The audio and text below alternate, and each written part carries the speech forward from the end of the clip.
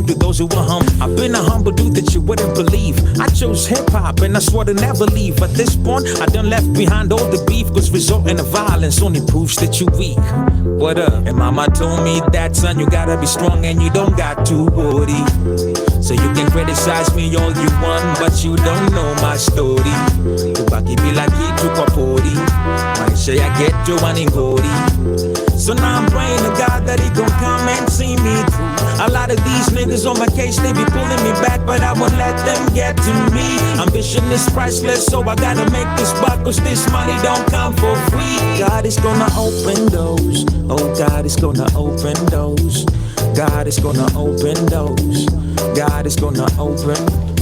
So what's up with all the yapping and the stabbing in the back? I ain't a sin, but I didn't film, and all that's happening is whack. Where were you when I was snapping on the sack? When I was in the streets, I remember you was laughing on my tracks. You say that my accent was not legit. Bet you didn't think I'd come and top this list. I thank God for this blessing. This my confession. I worked for this pot. I'm the proof, I'm the lesson. Yani nani ani taki vipoa. Walidani sipatikani ati alijitoa. Ni imani ninayo ndani, yani najiokoa. Juu ifani ni juu yamani, yani raimi ni poa. So niko busy nikitafuta ganji like a robber or probably a basta bandi. I'm always on the grind, need to hustle yani, na nawacha legacy kama Mahatma Gandhi. And mama told me that, son, you gotta be strong and you don't got to worry. So you can criticize me all you want, but you don't know my story. Tubaki bila kitu kwa pori, maisha ya ghetto waningori. So now I'm praying to God that he gon' come and see me through. A lot of these niggas on my case, they be pulling me back, but I won't let them get to me. Ambition is priceless, so I gotta make this buck, cause this money don't come for free. God is gonna open doors. Oh, God is gonna open doors. God is gonna open doors. God is gonna open. Yes, sir. God is gonna open them doors. That is my prayer this afternoon, and a good afternoon from wherever you tuned in from. This right here is 254 Radio, the home of Kenyan music, the only radio station that plays you 100% Kenyan music, the only radio station in Akuleteanga 100% Kenyan content creators, 100% Kenyan trendsetters na Kenyan leaders, watu wenye wana impact the Kenyan community. Now it's another day, the Wednesday, the 13th of September, yani 2023. For yetu hii ni ya Kenya, by the way. Niliona Ethiopia wanafika 2016. So in Kenya, na wala watu wanatumia Gregorian calendar, the year is 2023. Na ni 46 minutes past 1 p.m. na ni East African time, coming live from Nairobi, Kenya. Na sete huku naona temperatures zinachezea 25, 26. Juu na waka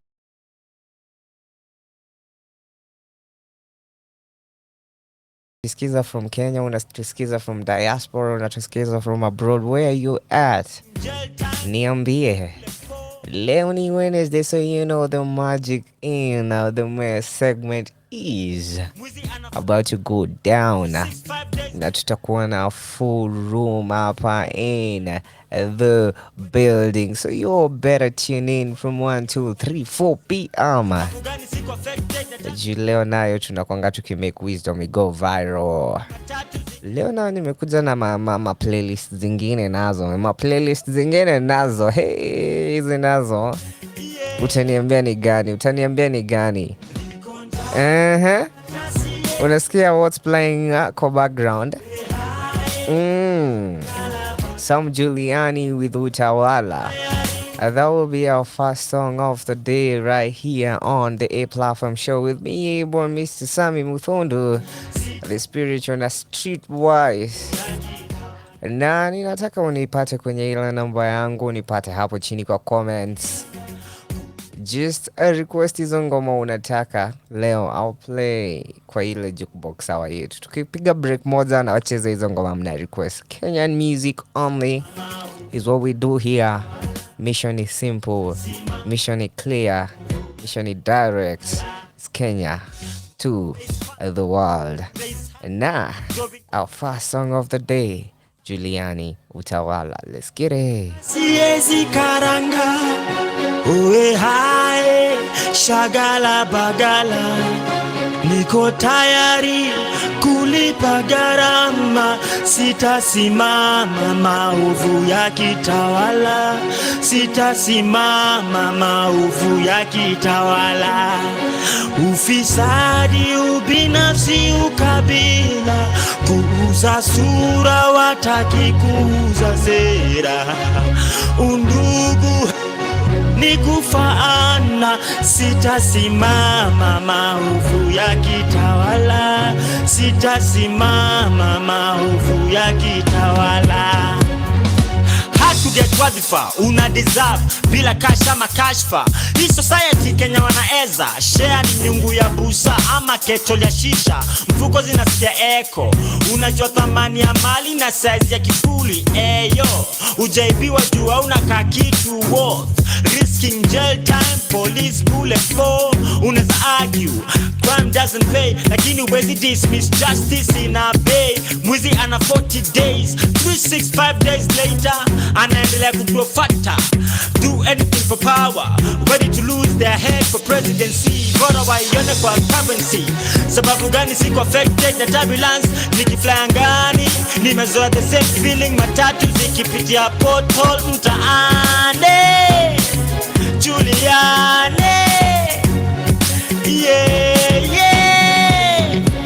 Nikontaka siezi karaka uwe hae shagala bagala, niko tayari kulipa gharama, sitasimama maovu ya kitawala, sitasimama maovu ya kitawala.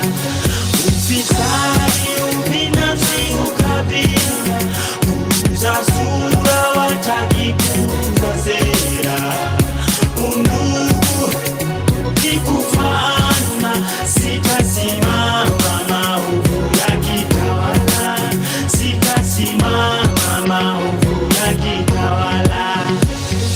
Ndio wa raise funds, itabidi raise hands, growing concern, breakfast za croissant. Hataki upunguze bei ya bidhaa, tunataka opportunities ndio tu afford hizo bidhaa. Walisema kutembea kwingi ndio kuona mengi, nimeshinda nikitembea maofisi na sijaiona kazi. Sezi cheza golf kwenye Tiger Wood, mambo si barabara chingu. Naomba Johnny Massive, chakule fike tumboni ikitoka kwa sahani. Policeman anapiga rungu, mwalimu daktari anamurushia tear gas, na mtoto wake anarudishwa nyumbani, hana school fees analipa peanuts. Hata siezi karanga uwe hae shagala bagala, niko tayari kulipa gharama, sitasimama maovu ya kitawala, sitasimama maovu ya kitawala. Ufisadi, ubinafsi, ukabila, kuuza sura, wataki kuuza sera, undugu ni kufaana, sitasimama maovu ya kitawala, sitasimama maovu ya kitawala. Si was a state house, na Latins a ghetto, ziupatana Nairobi River, no more nita live by hand to mouth. Ushesikia maskini na ugua gout, nikiwa na nguvu ya kung'oa reli, definitely kuinua kura si nzito. Ukiingiza kwa ballot box, chagua kiongozi wa kweli. Moha, Jona la Namu, jicho pevu, wakianika mkono refu, ina big pocket wanyonge. Navaa maska za goalkeeper wa hockey, wezi ni kerubo.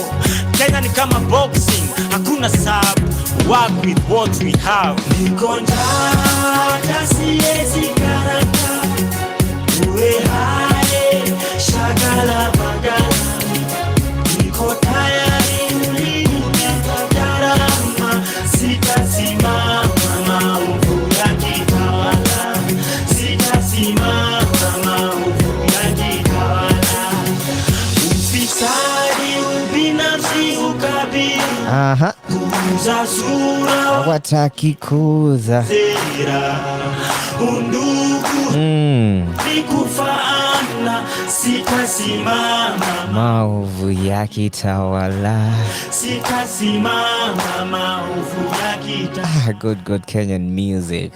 I'm pretty sure you remember ingoma ikitoka ulikuwa wapi, because ingoma iliguza kila Mkenya that time. Na pia that song is still timely right about now. Leo ninacheza ngoma fulani ziko na agenda fulani. Sijui kama mta get my agenda.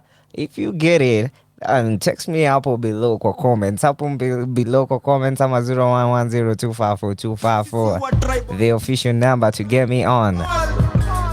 Yeah. The next song is Beautiful People by Eko Dida. Hapo tu wanasemanga sisi si wa tribal, sini wa tribe. Yo, ninataka kama uko na ngoma zenye unajua ni somehow ziko na a political message ama a message to unify Kenyans, hizo ndo request nachukua right about now. 6 minutes to 2 p.m. na time ni East African time. Sisi tuna match time pale na watu wa Saudi Arabia. Naona watu wangu wa diaspora wako tuned in. I see you Kipleting all the way from Canada. Anasema yo, tunakupata loud and clear. Thank you for joining us live on Radio 254, the home of Kenyan music. Na nitakuwa na wewe until 4 p.m. Niko na a round table inakama through hapa.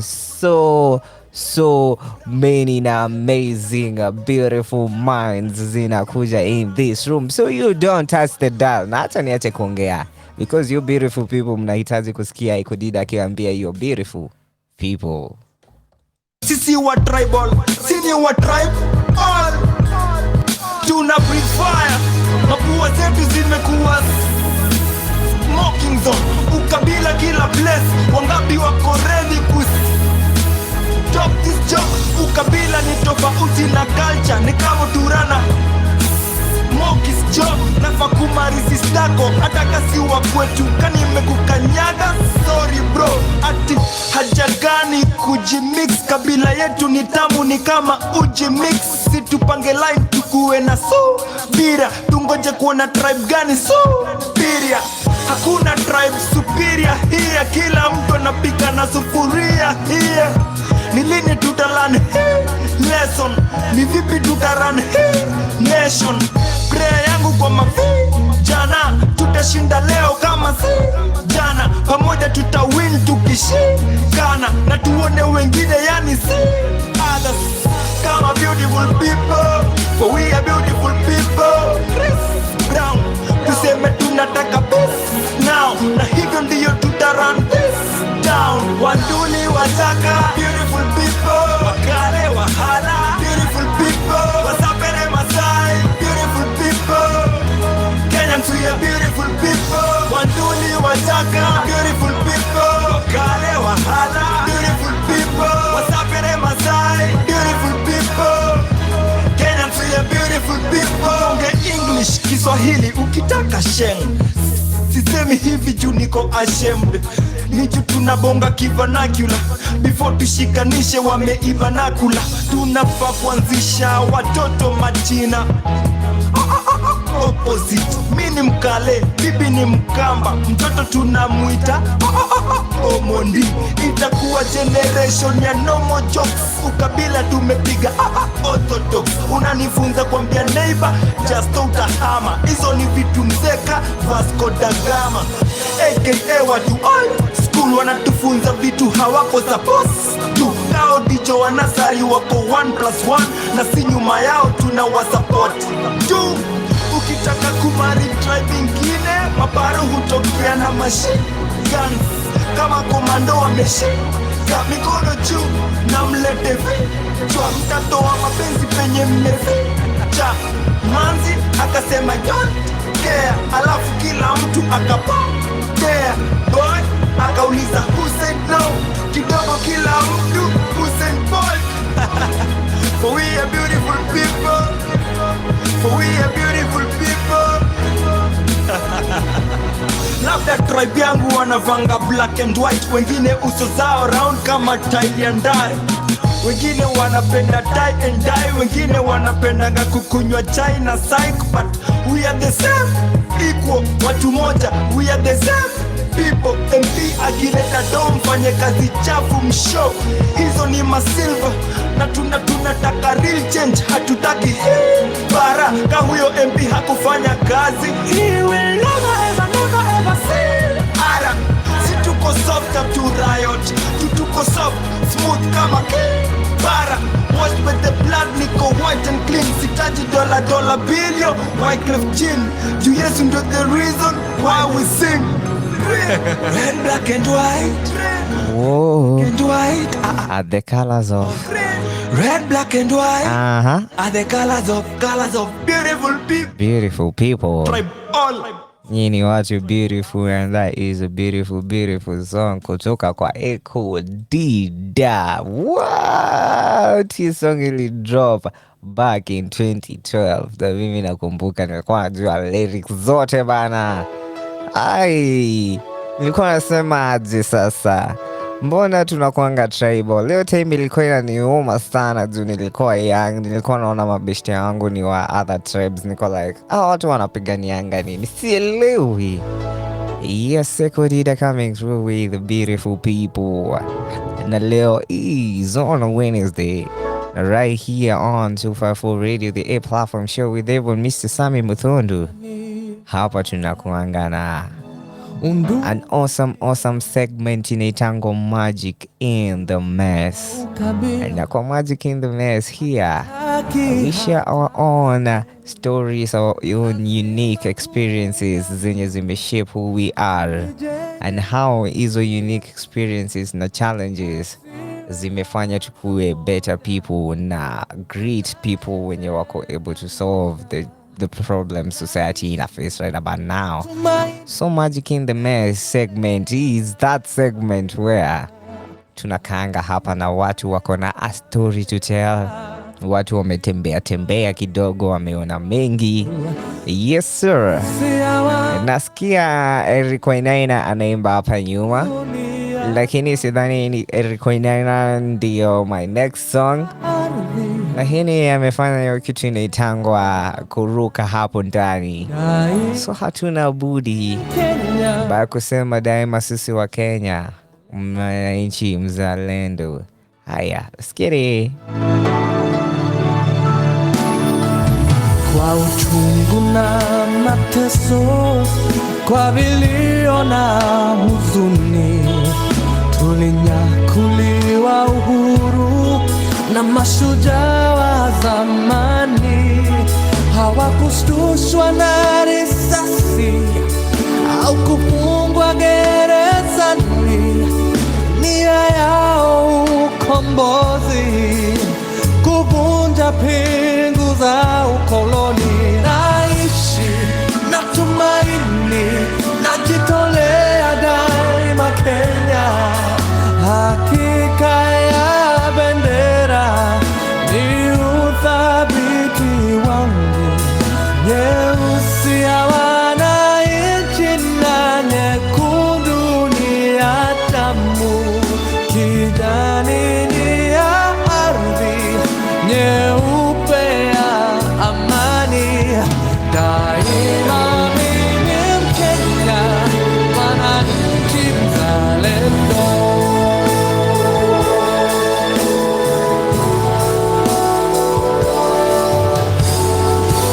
Wajibu wetu ni kuishi kwa upendo, kutoka ziwa mpaka pwani, kaskazini na kusini.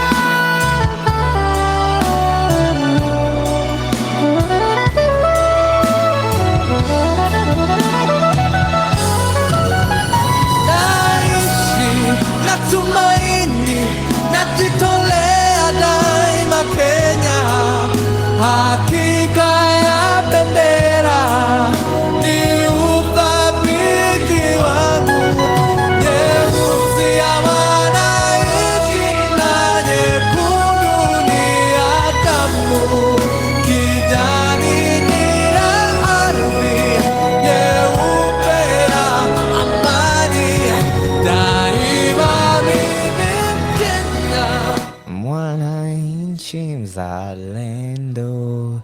Eric Wainaina come through with daima mimi Mkenya. Hiyo mimi just saying. Tunaweza replace national anthem, just saying. That's just me saying. Just saying. Some awesome music. Daima mimi Mkenya. Na hapa sisi tunajaribu kufanya the most patriotic thing we can do in opposition, and that is to represent this Kenyan music, this Kenyan culture to the world. This is Radio 254, the home of Kenyan music, 4 minutes past 2 p.m. And I'm tuned into the Aplatform show with Mr. Sami Muthundu. Leo niko na playlist ingine ni ya social na political change. If you hear, yani ukisikia tu something that ni political and unataka kurequest, 0110 is the number to call me on. My next song is another political song na mi nasemanga this is my all-time favorite song ya Wakadinali. Kuna siku youths wataungana, na usiku wakiungana, haya kitawaramba. Hawa watu wanakuanga hapo juu wamefunga ma opportunities madoa, itakuwa ngori. Wakadinali, Subway, playing on Radio 254, the home of Kenyan music. Aina noma na namna, seme boro hai na mana. Achia noma Maulana, live kwenye street kakiumana. Kuna siku youths wataungana, kuna siku youths wataungana. Aina noma na namna, Cardinal mtoto wa mama. Aina noma na namna, seme boro hai na mana. Achia noma Maulana, live kwenye street kakiumana. Kuna siku youths wataungana, kuna siku youths wataungana. Aina noma na namna, Cardinal mtoto wa mama. Watu mzito naye ni mtiaji utachujwa. Best chege eventually chunga. Alitua accuse kokro, tuna smell kiplani magunga. Tochokeshe njege kibroncha liisunda. I'm trying to pile my bands and mejifungia salasa. Tochekeshe kucheki merit na seti kuangukia darasa. Kuna watu wocha wezi ngoja dompe wafiange faster. 2020 wataki trouser kwa rarukianga rasa. Mzwa goti bila kushow kayu send machozi. Wesi player bali diva umeka mkustrike appose. GTA Grand Prix wrong rende pia nkikosi Sky and I siwa Hamilton Valentino Rosha ndani ya ploti bila kudozi. Wao wanawasha wakiwa juu kwa that flow na watu temeki kohozi. Window Simba na kovu soko ni swara muja still doing flying toilet kwa hizo jua la mpya. Aina noma na namna, seme boro hai na mana. Achia noma Maulana, live kwenye street kakiumana. Kuna siku youths wataungana, kuna siku youths wataungana. Aina noma na namna, Cardinal mtoto wa mama. Aina noma na namna, seme boro hai na mana. Achia noma Maulana, live kwenye street kakiumana. Kuna siku youths wataungana, kuna siku youths wataungana. Aina noma na namna, Cardinal wataungana fanye mambo. sifa zote kwa Maulana. Raipi kwa msando. Nikukazana. West Twislando. Wataungana. Wataungana fanye mambo. Wataungana. Wataungana fanye mambo. Sifa zote kwa Maulana. Raipi kwa msando. Nikukazana. West Twislando. Wataungana. Noma sana. Nile design meji hambo kwako baba. Kila inaumanga Islando haso nadra. Kinaga ubaga na filisika nao. Tangu nianze kukufata hii feeling sitasahau. Sina makaundo maana nimeishi kote. Kasila na Paul milango ziliji open. Casino za town mipango zao ni all same. Nipate nikose ni sote mpaka nikope. Kompe ni shughuli za dunia. Kuwashoa confess ni kupuliza gunia. Kwa wale wote walo kula na ska utabaki njaa mpaka siku chura za fla. Jomadov jana wetu wamepagawa. Wasichana wetu kazi wameshindwa wanagawa. Mambanga wanachinjwa wanagwaya. Jiji na mabana tukishindwaga na gava. Aina noma na namna, seme boro hai na mana. Achia noma Maulana, live kwenye street kakiumana. Kuna siku youths wataungana, kuna siku youths wataungana. Aina Sina nomo na namna Kardinali mtoto wa mama. Hai, kuna siku youth wataungana. Namna seme boro hai na maana. I swear. Achia noma Maulana. Life kwenye streets. Yumana kuna siku youth wataungana. Kuna hiyo siku. Kuna siku youth wataungana. Na hiyo siku bana itakuwa moto sana. Kardinali mtoto wa mama. I tell you, wao wase wanafosingi vitu zingine. You'll never know that is Wakardinali featuring Starboy. Kuna siku youths wataungana. Leo ninacheza ngoma fulani ziko na political message ama message ya kuunganisha wa Kenya. Something to do with our governance. Something to do with our political states. And now on my playlist, someone will make it to our playlist. Na naitwa Small Lethal. Small Lethal. Ai, alikuja na hii ngoma inaitwa I'm Offended. Ali-address Governor Ongwae. Na MP wa Nyanchwa. Ana mention wa place zote huko za Nyanchwa, Zuneka. Ongwae mimi natumianga, lakini Ongwae pia umetuangushanga. Ongwae ni governor. Cho barabara, aibu kubwa kwa watu wetu wa hapa. Shoni ya Bosongo town mpaka Suneka. Wewe. Hiyo soko mmekula mpaka mikeka. Nakwambia Homse aliandika wimbo, akaandika zile mashida zote watu wanapitia Nyancho na akaput it in a song. So playing right about now is Small Lethal, I'm Offended. 10 minutes past 2 p.m. on the home of Kenyan music. Let's get it. KRK kama kawa. Ngwae mimi natumianga, lakini Ongwae pia umetuangushanga. Tusianzie mbali, cheki Nyanchwa barabara, aibu kubwa kwa watu wetu wa hapa. Connection ya Bosongo town mpaka Suneka, na hiyo soko mmekula mpaka mikeka. Na hiyo hela si ni 56 million, BBI sitting at 18 million. Mketi kwenye uwanja mliopewa 90 million, na kuijenga mkatumia 6 million. Hizi figures zina add up kweli, jua lisemwalo lina kuanga na ukweli. Wananchi wakikuona wanakuona tu kwa teli, yani wewe kuwa governor imekuwa ni kejeli. Makeja ndo umejaza tu Nairobi, umeharibu na hizo tenda za marodi. Mimi Mkenya halisi, I'm offended. Na mimi kama msanii, I'm offended. And as a chairman of a club, I'm offended. I'm offended. Mimi Mkenya halisi, I'm offended. Mimi kama msanii, I'm offended. And as a chairman of a club, I'm offended. I'm offended. Mbona wananchi mnaabudu mheshimiwa? Na mheshimiwa hakuna kazi anafanya, anakula tu za county na mabibi mmeibiwa. Mmetini kama ni gani mmeshikiwa. Waziri wa michezo, waziri una mchezo, waziri unatunzaje hizi talanta za kikesho, waziri unasemaje hiyo holi ya wasanii wamepeana makanisa hapo wanakesha na maleso. Mheshimiwa akili yako sio fresh, tumengojea vitu kama tournaments na hauwezi fanya concerts, hauwezi panga, kisha uje kusema eti wasanii wanakutukana. Umeshinda ukituambia tungoje, cheki saa, nipe reason moja mbona nikuite saa. Wahenga walisema tukishikana tunaenda far, lakini unaenda solo, wewe unataka uende fast. Natumia voice yangu to the best way I can, ku represent my youth from my boys to my young. Na sasa ni miaka 3 tume smile through the pain, we no longer at your service, everything's not the same. Shabana Glamour boys tunakazana kurudi, wewe unachukua Neverton mnaenda kula mbuzi. Tusitumie stadium na hizo reasons za kipuzi, hiyo ni bullshit. Wasanii ulizieni pesa ya Ruto, ama mtabaki mkikula tu majuto. Tunataka kuona pesa ama studio at Minister of the Year, haufai kuwa na tuzo. Mimi Mkenya halisi, I'm offended. Na mimi kama msanii, I'm offended. And as a chairman of a club, I'm offended. No, I'm offended. Mimi Mkenya halisi, I'm offended. Mimi kama msanii, I'm offended. And as a chairman of a club, I'm offended. I'm offended. Put your mouth where your truth is. Yo, umesikia huo kijana vile amekasirika bana. Watu wanaenda, governor anachukua na pesa zote, anaenda kukula nyama mbuzi na Everton. Anasema na boys hiyo time hata kiwanja hawana bana.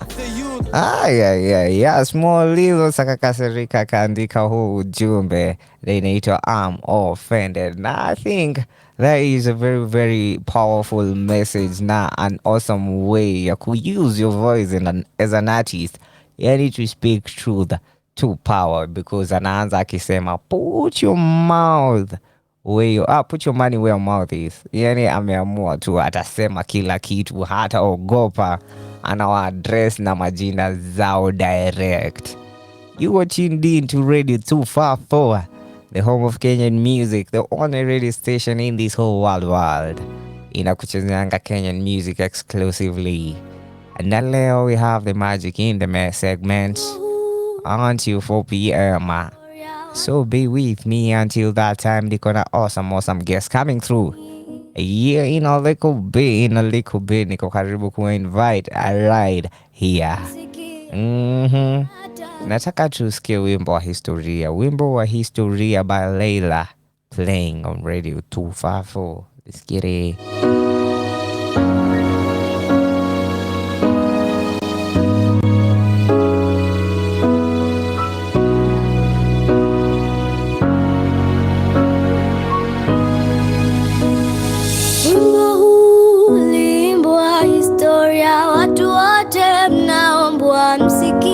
Kwa makini, ilikuwa Oktoba 52, watu wote tulisikia Kenyatta ameshikwa. Hakushikwa Kenyatta peke yake, lakini alishikwa na mabingwa wa huyu.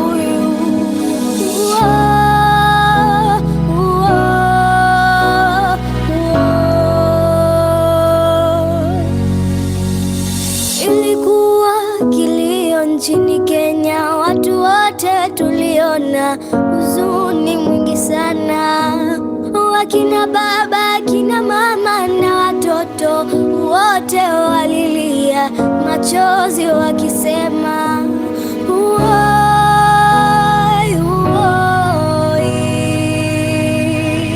woi, tunataka Kenyatta achiliwe. Baba wa taifa alipotoka gerezani, aliwakuta jumbe wetu wametengana vibaya sana. Aliongoza wajumbe baka Ulaya, kufika huko alipigwa na mayai alioza. Mzee wetu wa kujali alishinda na kurudi na katiba ya nchi yetu hapa Kenya. Mzee wetu alituomba tusahau yaliyopita, badala yake tuijenge nchi yetu. Asante baba wetu, wengi asante baba wetu. Wimbo wa historia, that is cheza ngoma za zenye zinaongea truth to power, zenye ziko na some political message, zenye ziko na some activism to them. Yani my next song is Iani Chinyamio na Femi One. Bendera yetu Kenya juu sana. Si wa Kenya. When Iani is not singing zile wimbo za kuenda kulewa, anakamingi through na wimbo zingine kama hizi tu naweza. Haya, na hii ni nyuma sana. Alikuja hapa link up na two of the baddest rappers in Kenya arguably. Chiumio na Femi One. Na sasa wakakuja na mtu mwenye arguably one of the best people to be on a chorus with, ama kuwekwa chorus na yeye. Yani, and I wanna play this song. Na nikiplay hii song nitaanza sasa kusoma ma comments. Nimeona comments zimeingia kwa wingi, ni furi. Thank you for tuning in to Radio 254. Thank you for choosing the home of Kenyan music. Thank you for believing in your own. Yani mna believe in your own. Mnajua that tunaanzanga hapa kwetu nyumbani. Tunaanza Jerusalemu. We start home before tuende huko nje. Na mission hapa on Radio 254 ni easy, ni clear, ni direct, is Kenya to the world. Na tunaweza. Let's get it. Nakujua Iane Ipeperushwe juu sana, bendera yetu Kenya ipeperushwe juu sana. Sisi wa Kenya tunaweza, ipeperushwe juu sana. Ni mkurugenzi mzalendo, black, red and green. Najivunia sta maneno young, fresh and free. Niko huru, raia bariang ni clean. Patriot before Mariga bebe Champions League. Kaza mlingoti bendera zipepe humwaka. Nasikia ripoti magari zinapita jumbaka. Moja ni nguvu siuishi kiarambe. Lazima magoti mapaja ndo upate mkuu kaka. Kenya halisi, nasikia ifiche inaonekana kwa rahisi. Mboka inapigwa vile inafando vile naishi. Chutamu kuona vijana wajenga nchi. juu sana, bendera yetu Kenya ipeperushwe juu sana. Sisi wa Kenya tunaweza Kenya utantana. Ile siku tulipata madaraka tulisele proud hata siwezi eleza fili. Na ndo maana tulipiga shangwe na nderemo, wazalendo tukasare vago za beberu. We are freedom fighter, niko free filanga. Cheki around vile wa Kenya tumejipanga. Tunapendana kama ndugu, tunajengana, kushikana ndio mambo tunaduka wangwana. Ipeperushwe juu sana, bendera yetu Kenya ipeperushwe juu sana. Sisi wa Kenya tunaweza Kenya utantana. Ipeperushwe. Rais Kenyatta alituletea uhuru Kenya. Rais Moi akatuletea maziwa ya Nyayo. Rais Kibaki akatuletea masomo ya bure. Rais Uhuru ametuletea maendeleo Kenya.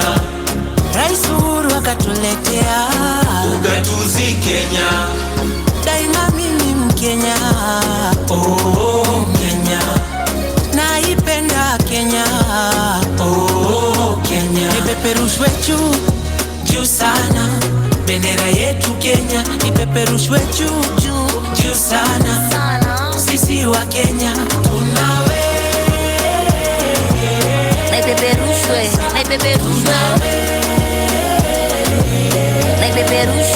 Ipeperushwe. Daima mimi Mkenya.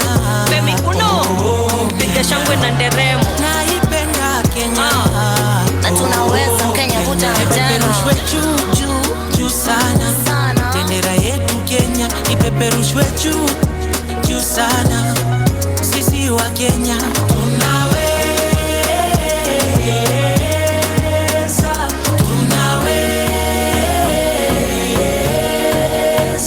ipeperushwe juu sana, bendera yetu Kenya. That is Femi One Iani na Chiomio coming through with bendera yetu. Na tunataka tusikie, tunaweza. Na tunataka tusikie sasa bendera yetu. This is Jovio, Timmy T. Masauti, Nikki OG. Na tunacheza ngoma zenye ziko na some political message, some social activism message. On Radio 254, the home of Kenyan music. Right about now, Jovio, Timmy T. Masauti, Nikki OG with bendera yetu. Let's get it.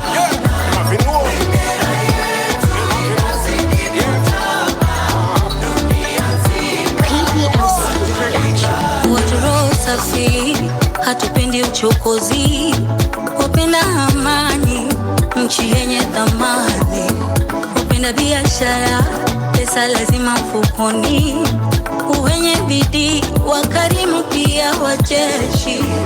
Kenya ni nyumbani, tumekubaliana tuhame, tuimarisha isimame, ili tuzidi kupepea. Kenya ni nyumbani, mimi sihami, tuimarisha isimame, ili izidi kupepea.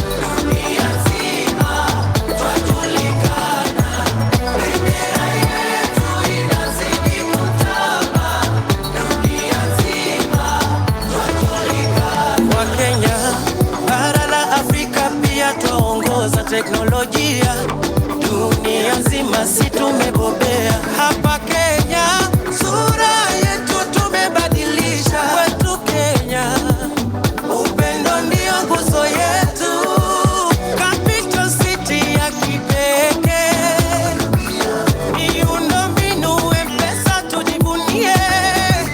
Omanyala na wazito wengine, Lupita Nyong'o wa Kenya forever. Bendera yetu inazidi kutamba dunia nzima. Bendera yetu inatamba. That is Jovio, Timmy T, Dama Sauti na Nikki OG coming through exactly 25 minutes past 2 p.m. You tuned in to the Aplatform show with everyone, Mr. Sammy Muthondo on a Wednesday. Na leo inakuanga the Magic in the Man segment. We are live now. Our guests are already in the studio. We are ready to start the conversation na kumeki wisdom go viral. But I'm about to play you ngoma zetu mbili za mwisho za kufunga hii playlist. Songs zenye ziko na some political message, some a social message. Nani nataka nicheze ngoma fulani. Cover ilifanywa na Ghetto Classics. Any orchestra mezima. And wako na mahans. Nadhani ni 84 people walicheza hii wimbo. So you better enjoy. Ukikosa kuenjoy hii, wewe sijui kama unaelewa what real magic is. Because this is some magic. Tushangilie Kenya. Aye, let's get it.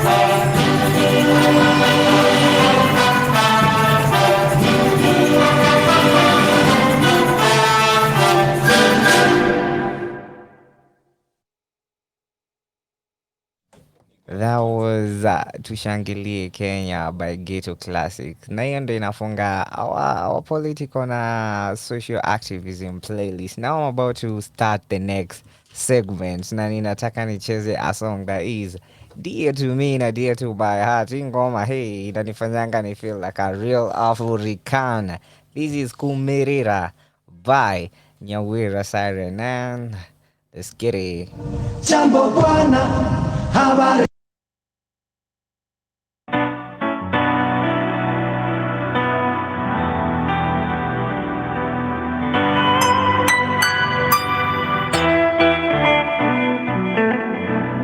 Dio ene ke quiero voy a koro yaku. Dio ene ke itamaga vi weme mo can do. Oh get Georgia, it's because I'm an African woman. If you ask me, I love being a daughter of this land. Ninapenda kuwa mzaliwa wa hapa.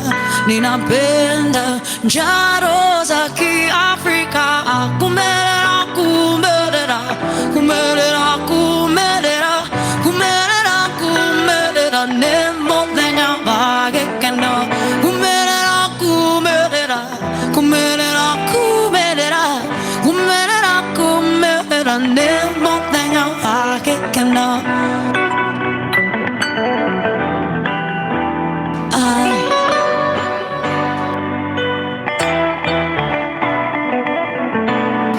Asiaria kwa bakeduta odoire vito makejera kumenya ero konde kotida. Only you would know best what happens at home. Mwacha mila ni mtumwa, Mswahili alisema. But I love this place I call my home. Oh, ninapenda njaro za Kiafrika. Kumerera, kumerera, kumerera, kumerera, kumerera, kumerera. Ndemo tenya bage kendo. Kumerera, kumerera, kumerera, kumerera, kumerera, kumerera. Ndemo tenya bage kendo.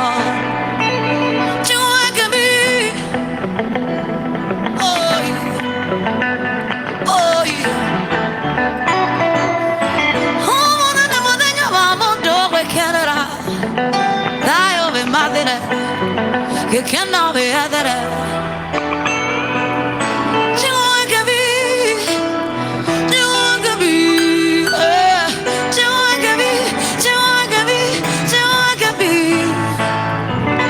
Big skies and big horizons are the trademarks of Africa. Happy people, jolly faces everywhere. Where Karibu share again, Kumerera with us. Na matwedane, maithe maito, makenage, makenage, makenage.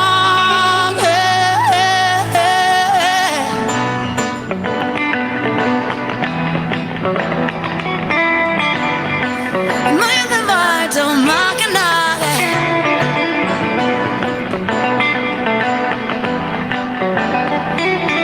Maithe maito, makenage.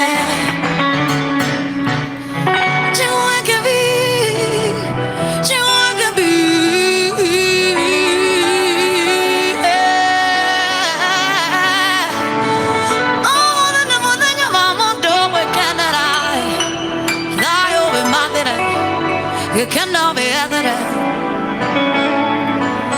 Oh, one more door with Canada. One more door with Canada. Oh, you want to Canada. But then I'm more door with Canada. Now I'll be my lady.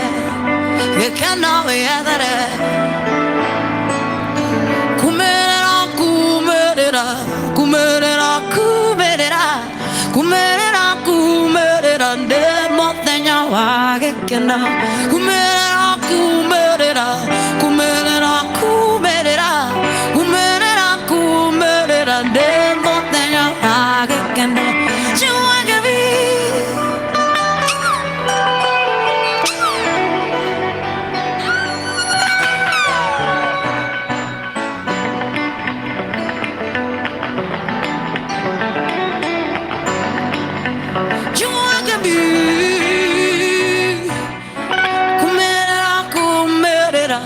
kumerera kumerera kumerera kumerera kumerera ne motenya bage kendo kumerera kumerera kumerera kumerera kumerera kumerera ne motenya bage kendo moto ekenera ekendo vedere dai ove madre ekendo vedere edi ne amore. Yo, ni muthenya wa gukena. That is Nyawira Siren with the song Kumerera. Na nimesikia Kendi ameniuliza, sure ni nani? How do you unasikia hizo vocals? Ziko fiti mbaya. It's another Wednesday. Another Magic in the Mess segment is on. Tuweke mavitu. Yes, sir. My name is Ava, Mr. Sammy Muthondo. I will be hosting this show alongside. I go by the name NJORO Kamakawa. I am back. I am black and I am full of joy. And I am alongside the cool, the calm, the collected. Kendi Dumba. Greetings, good people. Welcome to another episode of The Magic in the Mess. This is where we fix things inside out. And I'm your walk host, Kendi Dumba. Walk host. We aliamua kukuja na title. We ako walk very well. Very well. 24/7. Jaribu jaba jusu uone wokeness ni nini. Yeah, and I'm really happy and I'm really excited. I'm really happy, Mr. Sam Muthondo and Kendi Dumba. Yeah. We have an amazing guest. Yes, sir. And unajua guest kama huyu afai kuintroduce na hizi sauti zetu ngumu. Tafadhali. Unajua kuna venye unaweza introduce mtu mazadi. Listeners wakiuko masikio zao zinaanza kunini. Wanaanza kuhat. Get infection. This guy mazana need kuintroduce na sauti nyororo. The cool, the calm, that the collected. Yes.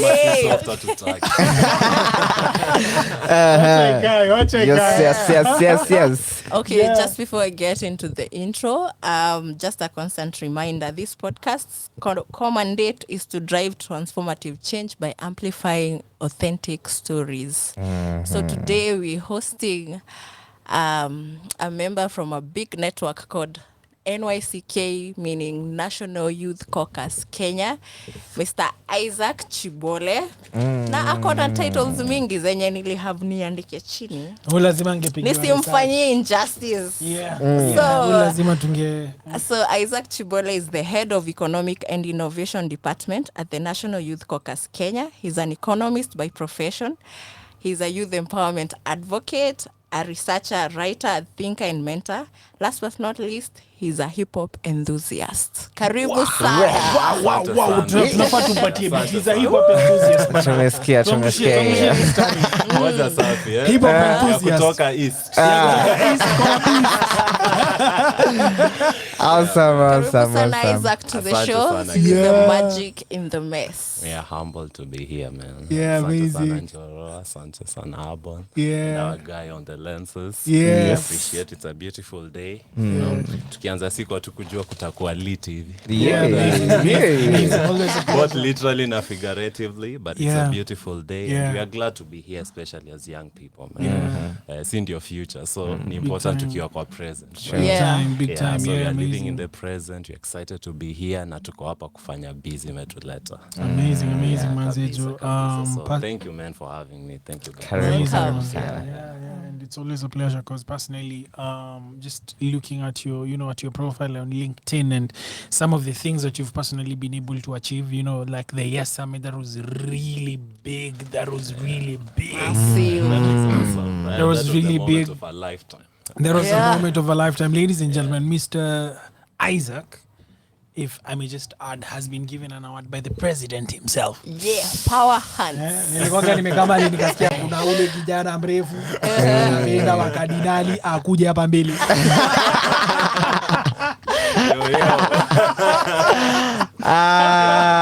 That was amazing. So probably you can share, how was that moment, man? Like, it was kupatia award na president himself. How was it? It was awesome. Yeah. But then it's not an experience yenye unadhania iko vile iko hivyo. Yeah. Like when you are really in the present moment, haiendi vile outside it looks like. Unajua? Yeah. Unapata like you are in a totally different headspace because for one ilikuwa moment haikuwa personal, ilikuwa like ya mboge mzima, like tulikuwa wasee wengi. You know, it was a memory that had a lot of people in it, thousands juu.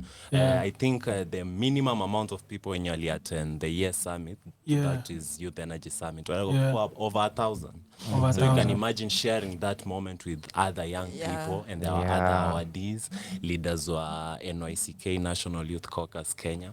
So we were really lost in the team spirit and team joy, so that hata ukuwa na ile time ya kuprocess, you know, the external factors that inaenda kutupea award. But then when, I think for me personally, the moment hit home after tumepewa sasa, like yo, unajua mwenye umetoka kumeet, those photos come through and now it slowly begins to sink in, because NYCK was privileged to be an associate partner, so tulikuwa huko kazi, there was a lot of work going on, so kujibamba haikuwa, you know, haikuwa kwa priority list, but afterwards, man, we really felt that moment, and it's awesome, and I believe every youth in Kenya nafaa ku experience moment ka hiyo. Na sasa hiyo ndio job yetu. It might not be the same exact one, but I believe every youth kwa life yake hii Kenya nafaa kupata opportunity ya win a trophy of some sort. Whether ni a physical one ama tu ni a win in terms of kitu anataka, education, career, ubeste, wase prioritize love, you know, getting a trophy in all those aspects. Wow, it's beautiful. It's beautiful. I wish that for everyone. Amazing. Personally, I was actually having a conversation with a friend of mine, Jana, and we were basically talking about how there are those defining moments in life. You know, there are those defining moments in life. And then funny thing is, at times there are certain accomplishments that someone usually gets. And then when you're in that moment, you realize it's not actually as big as someone really thinks it is. Until the time, like, I know, like when you're going to get that award, ilikuwa ni kama like part of the program, so you're just talking up to the president, shaking his hand, nini. And then later on inaanza kusink, especially with how people see it, you know. So I'd like to pose another question to you personally, having achieved all that, like, do you think getting to arrange the Yes Summit, getting to get the accolades or the award from the president, how much does that mean to you? Because so many people always want to be that, always want to be the person who's being mentioned by the president, the person who's organizing an event that has a budget of 1.2 billion. That was really dope. Everyone wants to become that person, but nobody wants to become the person who can plan. Nobody wants to become the person who can communicate, the person who has team playing skills. So for you, how did it come to happen? Like, with that and with this other part, which one is more valuable? Like, which is more valuable, getting the skills and the moment itself? Okay, so I think I'll answer that in two parts. I remember nikiwa Primo, there was this English teacher. Ama tunasema teacher for English or teacher of English. Whichever one. Mwalimu wa English. Hapa lakini muulize hapa ni wapi? Teacher wa English. Lakini nani alakali kwa chopi? Na hizo classes, aizo. Ini shida ya macho. Ini shida ya macho. Hakuna. But yeah. So, there was that teacher alikuwa anasema, like every stage in life, inakuanga the end of something and the beginning of something, right? Like same thing now for the hip hop enthusiasts, that Lilo in line when it was like every finishing line is the beginning of another race. So unapata hizo moments when you are the one actually living it. Haupati time ya kupause. Upati time ya kupause kuona kama is this the end of something ama the beginning of another.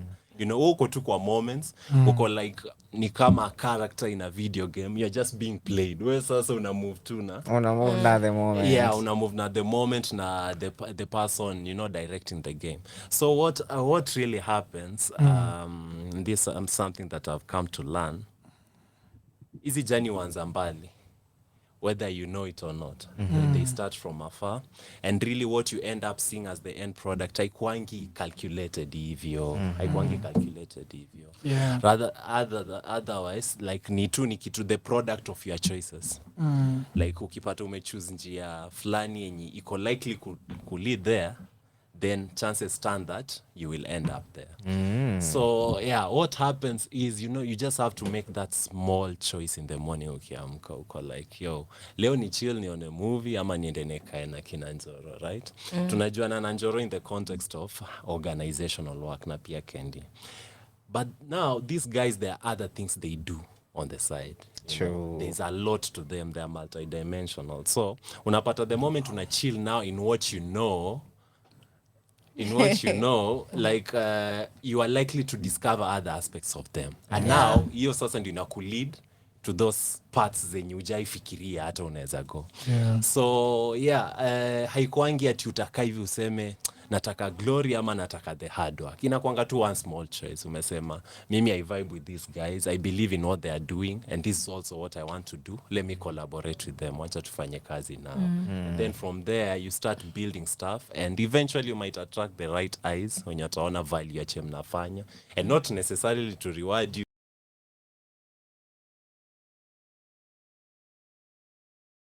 Like tuna making it sound like kuna mtu atakuja kufanya charity, ama atakuja kupika kuambia ni mama unafanya job poa sana, na kuja ni kwa award, like inakuanga fairly fantasy hivi. But ni eti you are likely to be discovered by people who know the value of what you are doing, and they have something to gain from it. Yes. They see the value of what you're doing, and they have something to gain from it. So anakuita kwa like, yo, you're doing a good job. How can we collaborate? Kujikaza, wanakusoma there like, but we have even the conversation will turn. I've been seeing you doing good work, Kendi, how is it? We love it. Unampea story yako, then unashtukia conversation metaniko. So we have this thing, and we are trying to do this, and we feel like someone of your skills or someone of your knowledge can be helpful in this specific context, Nice. So that's how it develops. So at the end of the day, like ukuwa busy hadi mwisho, hakuna rewards, hakuna like charity. Niti tu mtaona na watu mnaweza saidiana, and now that's how you connect it. So at the end of the day, between choosing the glory na choosing the work, I don't think mtu anafaa kujipea that heavy burden, especially for young people. Wewe like angalia tu penye ungetaka kuwa in life, and then just make that small choice. Hang around some guys wenye unaona mko in the same direction. They don't have to be super big, by the way. That's another mistake people make. Nataka kuendea like the biggest dog in the neighborhood. The biggest dog, sorry to say, sitaki ku come out the show na blows, but the biggest dog unapatanga maybe hana use for you that much. That's so true. That's so true. Let me tell you. I was having a conversation with my sister today, and I was telling her the biggest, let me use the word nigini kizungu agenda shule, but the biggest building you'll ever do is with people whom you are almost on the same level. Exactly. You are like for me, all the greater achievements zenye nimemake in life, nimezimake na wase wenye tuko close now. Mse mwenye alinigetia my first job, tulikuwa Memorial tu hivi. Mse alinigetia my first deal when we started Zama Zetu events, walikuwa ni Memorial wangu. Mse alifanya to meet ni morio wangu. Sasa uko hapa we ni morio wangu. It's not like I'll shake hands with that's Samuthondu, man. We're actually the same school with Samuthondu, Mazejo. Yeah, in high school. There's a guy from Zama Zetu, he's called Peter. Peter Oroto. Peter Oroto. I posted his video. Yeah. Aki summarize the networking workshop. Then someone texts me my primary desk mate. I go like, yo, I was with this guy in high school. I was like, wow. Peter Oroto is a celebrity. This guy ako back in Kakamega, ako anani text hivyo. Almost every big event I go to, nikienda kupost watu anajuanga mse mmoja hapo amesoma. Awesome. So you come to realize like we are more interconnected than we think. Just not gotten the chance to be introduced to each other. But and most of the truth lies in understanding that most of your treasure, most of your networks, most of your next people will take you to the next level. I just say people are around you. ni hawa senye wako around you, because so many people make the mistake of thinking probably one day I'll meet Ruto, I'll get to meet Sos fulani mtaani, I'll meet Calligraph Jones, maisha yangu I'll change meet some Picasso, I trust me ita happen. Na temenye utaget kumit na mget kwa kne haitakuwa big deal, because mtakuwa Mamorio, mtakuwa hiyo level, nyi wote mtakuwa hiyo level Yeah, I guess that obsession na kutafuta, you know, the shiniest person or the biggest dog in the place inakuanga born out of a certain arrogance, like tuko more focused na kuflex than kufanya real progress. Like tunataka mimi nataka ikutana kukua association like yo yeah najuana na Kendi iko like yo nimekuwa place fulani umenicheki mimi biggie siku hizi si ndio, you know? Like we've gotten so obsessed with that na sasa inatuzuia kufanya the real work. Yeah, it's true. So unapata una ignore people who will really change your life, because at the end of the day sitaki kuwa philosopher, but you know hata ukiangalia Kiberiti like hiyo kijiti and the, you know, Matchbox, they need each other. True. You know, they need each other. Wow. But then sasa kama hii inaitwa aje, the match stick inataka kuhang na lighter, juu lighter na kaa fancy, lighter lighter huwaka peke yake. Lighter huwaka peke yake, mwenye anahitaji ni Matchbox, juu Matchbox itakapo kuprovide hiyo surface of friction moto wake, na hii nyingine pia itahitaji, you know. So unapata let's say you have the talent of being an awesome marketer. An awesome marketer. But sasa you don't know how to build product. How will you practice your marketing skills? Unahitaji kumit mse mwingine mwenye anatengeneza product. Na pia at the bottom utapata pia mse anaunda product ajui vile atai market. So you guys need each other. Na without each other you cannot work at all. But sasa weka market unataka kuhang out na market alimake kitambo. So like that's true. Yendi atakumarket as a product ama utamarket, you know, haita make sense. So you end up being in a place where unapata like uko in a circle lenye inafaa kukuwa very, you know, high impact but haikusaidii. And unfortunately so una end up kuwa in a position where unapewa pressure sana society, because sasa juu umechoose a certain crowd and maybe you're not working with them, but now watu unaflexia, watu unaonyesha wako like they're expecting something, wanaanza kukuita marambe zote. Exactly, you know, they're like nisaidia hapa nisaidia, because you when you umeonyesha, you know, umeonyesha, so they're like, you know. So yeah, it helps to understand the value of each other, and at the end of the day collaboration ndio itakufikisha penye unadai kwenda. Ndio hata by the time unaenda kwa that big person you're admiring, respect. You know, because respect is another currency in business. Like bako mtu respect. Ukienda hapo akiona umeenda ya handout ama hata unaweza kuenda ya handout, but msana anaona huyu anafo. Unaona umekuja kama fan. Anakutreat kama fan. But ukikuja na geri yako hapo hivyo, you know, like me try to build something, you understand what you are doing, and we have this value proposition. Utaweza tusaidia. You know, they respect you. For instance, with the yes being a classic highlight of 2023. Ukiangalia hata the awardees. National Youth Caucus Kenya ilikuwa mbongi mbigi. So your award hakuna mtu like specifically pata peke yake. Ilikuwa ya team. You know, and the joy was being there with the team, you know. And to leverage each other's input to achieve here. You know, si ndio tuli-elevatiana ikafika a point the people who were supposed to noticed us. But ungepata timi aizo peke yangu, you know, you know, individually we won't amount to much. But the fact that what we stay together, na tumekuwa pamoja na objective, you know, ya kusaidiana as youths, you know, pursue empowerment in the small ways we can. It can make it possible for, you know, external parties to notice that there's this nucleus of people iko pamoja hapa na iko inadu hivi, na we think they deserve some recognition. So yeah, the biggest victories mse like haitakupata peke yako. Hata angalia all the great men like ukiangalia Jesus alikuwa alikuwa na disciples haujiwezi anyone who met Moses alikuwa na Mbogi, alikuwa Aaron, you know, Aaron hapo hivyo. Aaron ukiangalia for instance just at first glance hutamtii sana vitu alifanya, but it was a must that akue kando ya Moses. Moses angejulikana peke yake, and you'll notice that across all lives, you know, famous people. Juzi nilikuwa YouTube nikiona certain documentary wakiongelea, you guys know Nancy Pelosi, US speaker wa US, you know, and she's I learned that she was one of the anchors in Barack Obama's administration, you know. So kuna wale wase, you know, the people who may not be at the top kabisa, but they are very important and you can't work or attain glory without them. So yeah, ni important as young people at least to learn the importance of each other, na tuache get obsessed na, you know, the big shiny stuff, na to focus more na kuwork pamoja.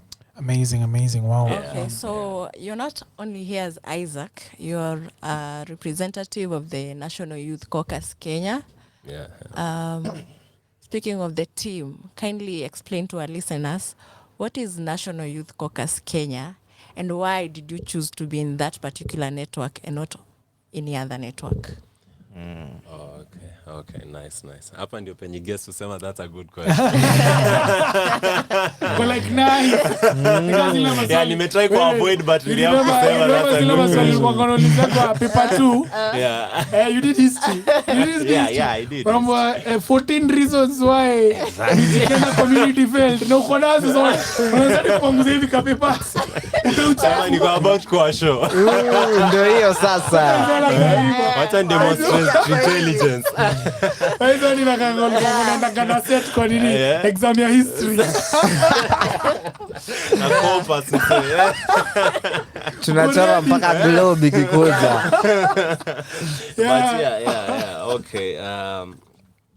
Thank you, Kendi, for that question. Okay, we said NYCK ni National Youth Caucus Kenya, and sijajifunza Swahili sanifu enough ya kusema hiyo ni Kiswahili kabisa, but it's a youth-led organization, and its key objective ni promoting youth economic empowerment through practical sustainable interventions.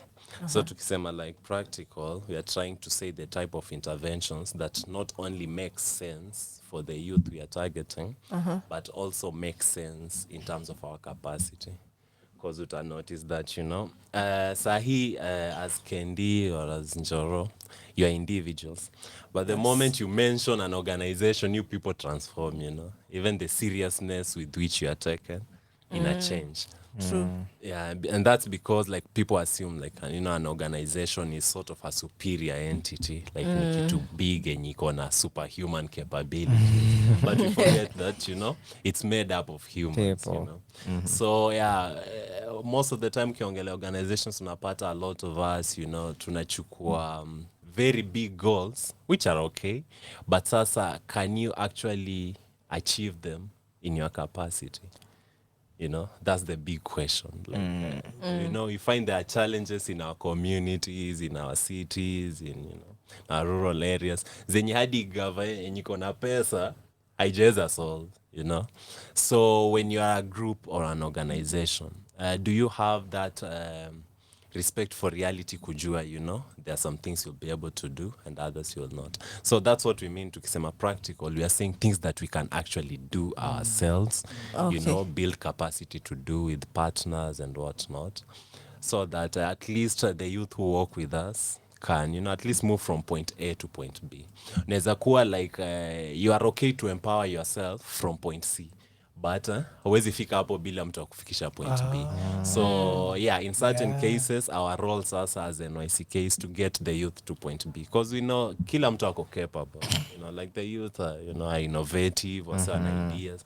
Contrary to what older generations believe, guys are actually hardworking. Yet tu peleke kwa kitu ina make sense kwake. True.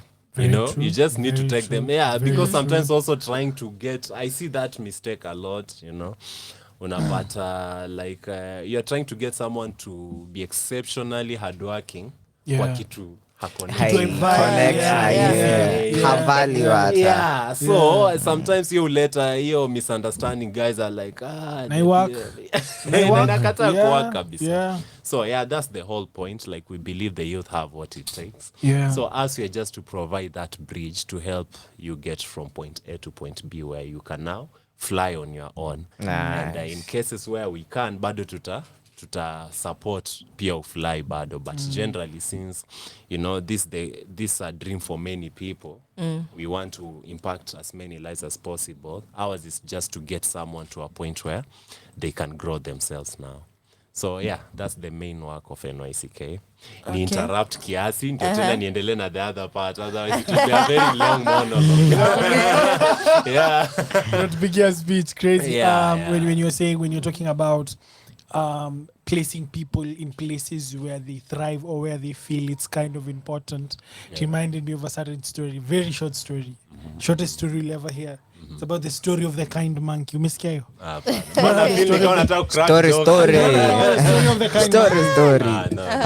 The story of the kind monkey. It's a one sentence story. It's not a joke though. It's a very serious story. But it says that the kind monkey said, "Let me help you or you will drown," said the monkey, placing the fish safely on the tree. Placing the what? The fish on the tree. Awesome. So, nice. So that really got me thinking, like, that's deep. That's deep. Yeah. Mbona dile contact nimekupiga? Kama ile certain radio station yenyu kwa na proverb of the day. Unajua? Yes. Yeah, so yeah. Ilikuwa na manze proverb. You remember talking about proverb of the day? You remember ulikuwa guna wachigi nini mazejo? I know you're not a Gen Z. Tukoligi moja. Radio ilikuwa inaitwa ETV. Iyo ibamba we. Did you know that hippopotamus I think 13 meters wide nose.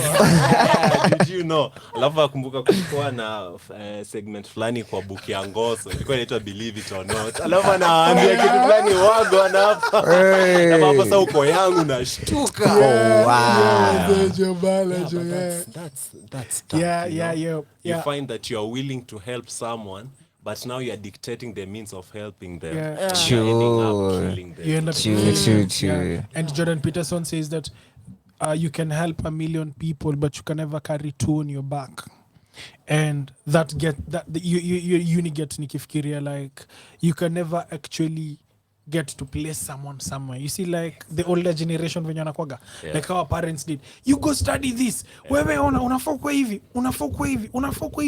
Kazi mob ziko huku, kazi mob. I felt like that's the monkey placing the fish on the tree, because that's what they thought was good for us, or what they think is good for us. But one thing I usually know is what's good for me, it's I who only knows, and you don't want to take that responsibility. Because if you do and I fail, then that's on you. So mine is just to ask, how can I help? How can I help? But to never say that I will help you in this way. Basically. And I kind of feel like National Youth Caucus, you guys are doing a really good job with the workshops that you've done. We got to meet Winnie Odinga through you guys. We got to meet Sarah. Waithaka. We got to meet Peter Waithaka. We got to meet so many people. So personally, me and Kendi, we can say we're a true testimony that National Youth Caucus is actually doing a good job. You connecting people, you helping people. So probably I can just pose a question to you. Why do you do that? Why? Okay, the why is important. Very. So start with why. Okay. Leading up to me answering that question, I just love to share quote fulani nilisoma recently. Okay, I've been seeing it a lot, but it's at the top of my mind juu nimeona juzi. Kwa inasema like a caged man who has lived his whole life being caged doesn't know what freedom is. So ukipata hata ufungue the cage, Hazui anywhere else. Ni kweli. Hata hazui kuna nje. Exactly. Ama hata notice umefika. Yeah. And so that brings me to that issue when you umesema like the parents used to love fixing people here and there. You like unaambiwa chenye utasoma, and then ukishasoma, if your family maybe you have certain linkages or connections, unakuwa referred, uncle fulani anaenda na kuplace mahali, or a cousin anakuweka another place. That used to work well time there was very limited opportunities in terms of industries. Like unapata saa hiyo unapata tu the main jobs ni engineer, doctor, which was the other one, teaching, nursing, yeah, the other big ones, police, driving. The other big one ilikuwa piloting, you know, being a pilot. So at that time, pilot, utaendesha ndege gani? God, yeah. But at that time, I'll give you a story about my dream to be a pilot. Ulikuwa kwa pilot? Yeah, but I'll come to that. Andika chini, make sure sasa. Mambo ni mob kwa hii akili. Yeah, so it brings you to the point where these people here time, that's all they knew, because that's all that was available. Yeah. You know, so they were like people who've been caged their whole life. So hata ukifungwa mlango, they are like, even if someone has a different talent, they don't even have the time to notice that they can practice it. Because all that's surrounding them need those, let's say 5, 6 or 7 popular career paths. Yeah, but sasa utapata, there's just too much, bro. Too much. So much you can do. There's so much you can do. And it's impossible sahi kuforce sasa a kid in this day and age. Yes, sasa yuko like the person who has been caged their whole life. Yeah, anajua freedom nini. Kuna choice. So hata akitaka kufollow vile unamwambia haita work too, because anajua there's something else out there. And their heart will keep on craving for it, you know. Sure. And so I think the best thing sometimes need to just release them, and, you know, to allow people to go do what they want and what they already know is there, and something that they believe can work. Yeah, so anyway, that was hiyo ilikuwa tu a pointer now to the main answer yenye umeuliza.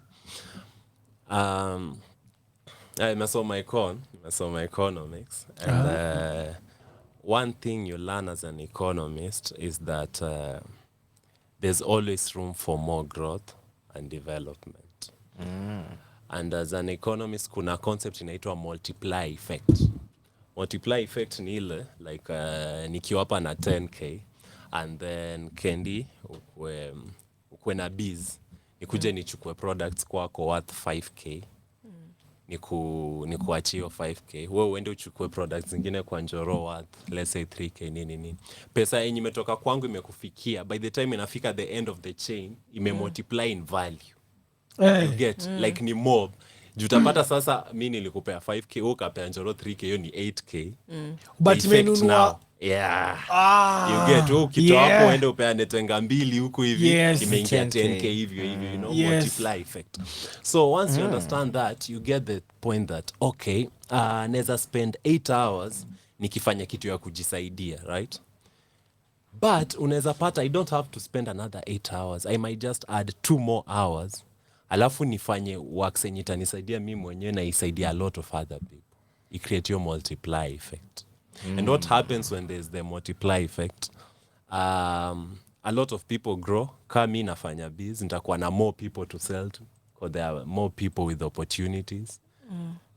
The more people are empowered in the economy, so wanaweza buy, you know, wanaweza buy vitu worth more money. You get. So that's just a simple example of showing you that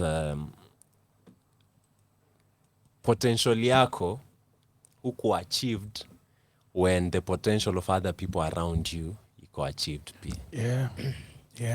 Yeah, that's so true. Yeah. So once you discover that wisdom, or, you know, once you see It's that an understanding, light, you can never go back. Can never go back. To doing something yenye itakusaidia peke yake. You'll be like, okay, I've spent 9 hours doing this, nimejisaidia mpaka hapa. What can I do to help someone else? Because I know it will pay dividends in another way. Na kila mtu atakuwa multiplied way.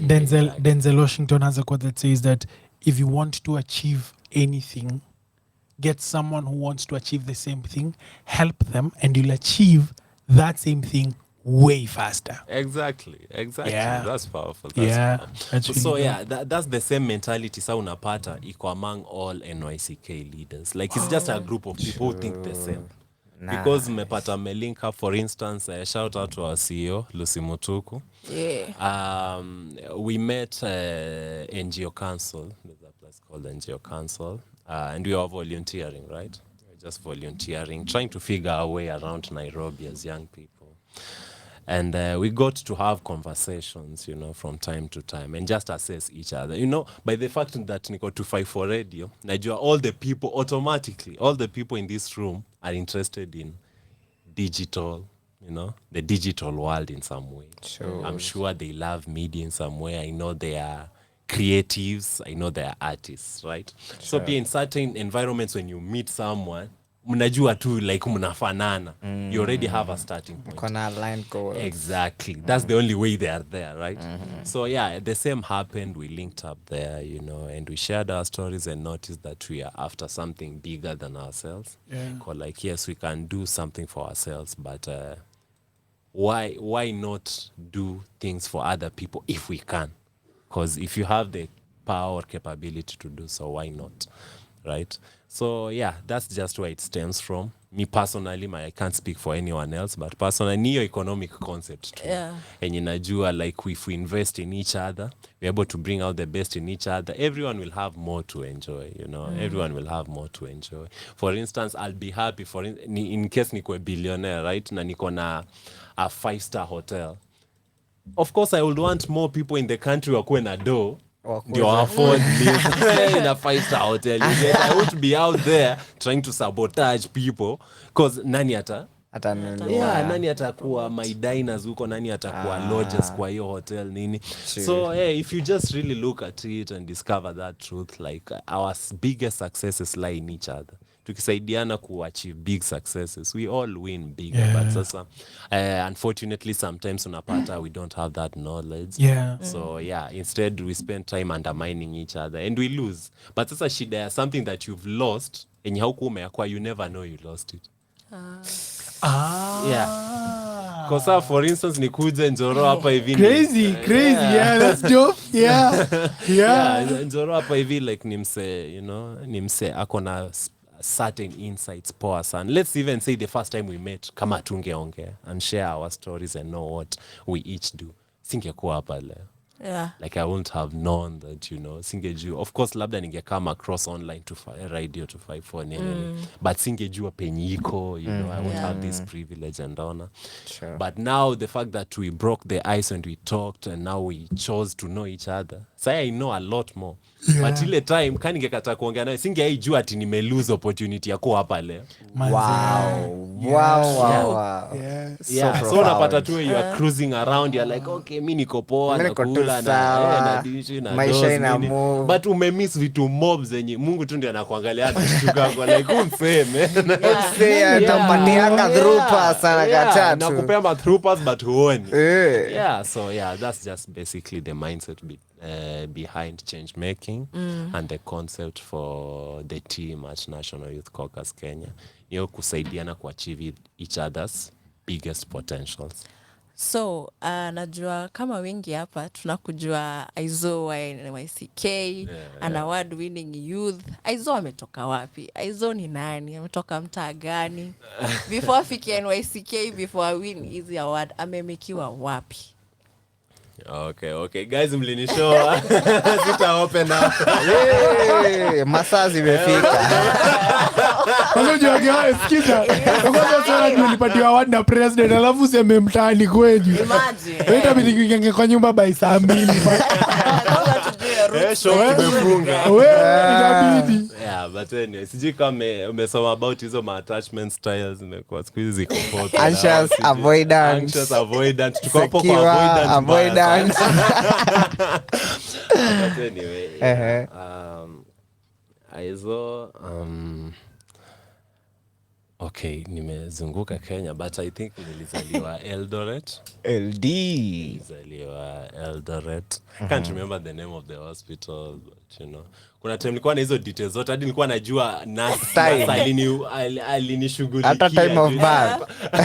Nikuanga back when we were young we had that time to go dedicate time unasoma birth certificate Wala kila kitu mse mwingine manzejo alikuwa garajwaga like nas. This is the second guy nakumbuka alikuwa We. nas. Mlikuwa serious na maisha. Mtobo alikuwa gana shida, kuna venye alikuwa anatembeanga vibaya.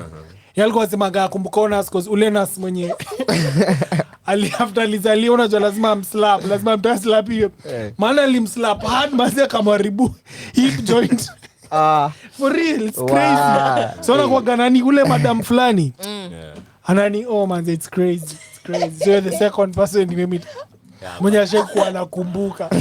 Lakini unaanza kumfanyia poa. Okay. Like we say. Ndio imeweza.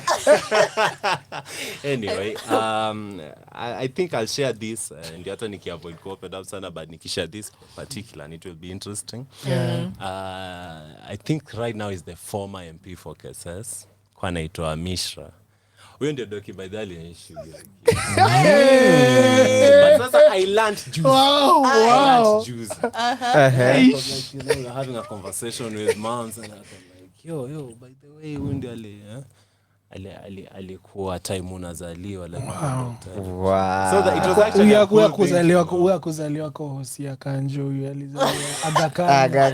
I think your time hapo make sense hapo as big as you know alikuwa ana vision tu kama vile sasa tu najua anaongea na CS wawili hapa hivi mbele yeah so your time ikifika itakuwa like ulikuwa unaongea mababi ni eti tu naweza angalia ni hawa sio wanaenda mbali right but yeah nilizaliwa Eldoret but mimi mwenyewe home ni Busia yeah mimi ni msoa Busia kwa border nimeishi a couple of places man hatuwezi malizia but yeah nimeishi hadi West Pokot nice na place inaitwa Kapenguria nice so hizo jokes hizo jokes za gavana nyanga pole kona nice nazo mbaya wallahi. Is that guy still? Where did he go? Is he still around? Lonyangapo. Is he still around? Ali re-electiwa? I don't think so. Sidhani. Alikuwa gana kata line fulani ka. Okay.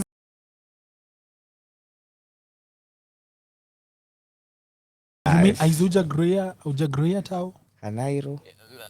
No. Walai. Ulijipata Kanairo. Not exactly. Like I'm telling you mekwa several places so like unapata mimi ni msawa Busia nimeishi Busia for a while but when I was young nilikuwa naishi Kapenguria and it was a little bit more urbanized cause with towns like Kitale around and Eldoret taking trips so najua che ungetaka kuexpect kama ningekuwa nimekaa huko hivyo for long but I can say mini cocktail nice. Places mob experiences mob so awesome awesome naweza kujua the period in your life yenye unaweza sema Aizo was made the mindset yenye una walk in yenye una operate in right about now unaweza sema Aizo alimekiwa hapa. Okay, hapo sasa tunatoka ile side ya magic tunaingia kwa mess. Tuingie hapo sasa. So interestingly like ukiangalianga life path ya wasee wengi you'll notice that au amua walk the path to greatness after certain catastrophes like I don't know why but like most of the time say who get serious na maisha ama na discover their true calling after maybe a certain big blow to them. True. Or something of the sort. So myself I think hizo blows may happen severally in life. So each time zina happen, they change me in a certain way. But I can think mindset niko nayo sahi a lot ilitoka from the high school that I went to. Cause nilitwanga sijui kanipane background story before. Hapana, acha tu niseme straight. Nilitwanga Mangu High School, right? Niliwaambia I knew it. Max Index 1. Lazima walikuwa kachopi. Mimi Chinga Boys let me tell some story ya Chinga. Mbona Chinga Boys time ya admission nilikamkubahatisha. Wallahi tena joki mazejo ile. Kubahatisha. Nile unaambiwa ingia wanaingia nao ingia. Unajua geti kifungwa utaingia. Mimi wazee niliingiza kwa ile chuo manze. Uliitwa Mangu. Let's go. Na hiyo time ndo Mangu ilikuwa Mangu. Yeah, unajua kuna time Mangu Boys was Mangu Boys. Mangu. Back in the days. Uliitwa Mangu. Bado si ni wabaya. Bado ni. Wow. Wase maboys hujituma huko, but yeah, I can say kuna a lot of growing up, my parents, the people I've interacted with, of course it contributes to who you are, but largely the mentality niko nayo sahi, like ni hiyo ya high school, cause when I went there, you get to interact na people from different backgrounds. Wenye sikuwa, for instance, interact now. you get yeah, like being someone when you maybe are not exceptionally affluent, you know, si venye meomoka hivyo, si mekatao sana hivyo, you know, there are a lot of things. yeah, so when I went there ndio nika get to meet, you know, I can say cream de la cream of society. The people coming from the backgrounds zenye tunaonanga kwa TV. Mabombe. Clean. Wasi wakodo. Clean. Yeah, wase wanaona life in a totally different way from you. Yeah. So that helped a lot, just interacting with them, especially the ones of them. Watu wanaweza toka a certain background, a cool one, but bado pia watafikiria different. Sure.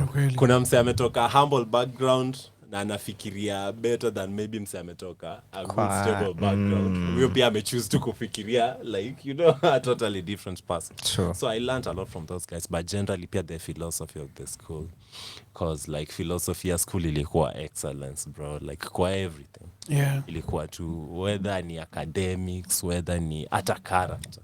There was one interesting incident. Wasa alikuanga akienda funky zetu, line ni funky nje. Then you'll find that our guys wamepatikana tu in a very small mess, a very small basic mess, you know.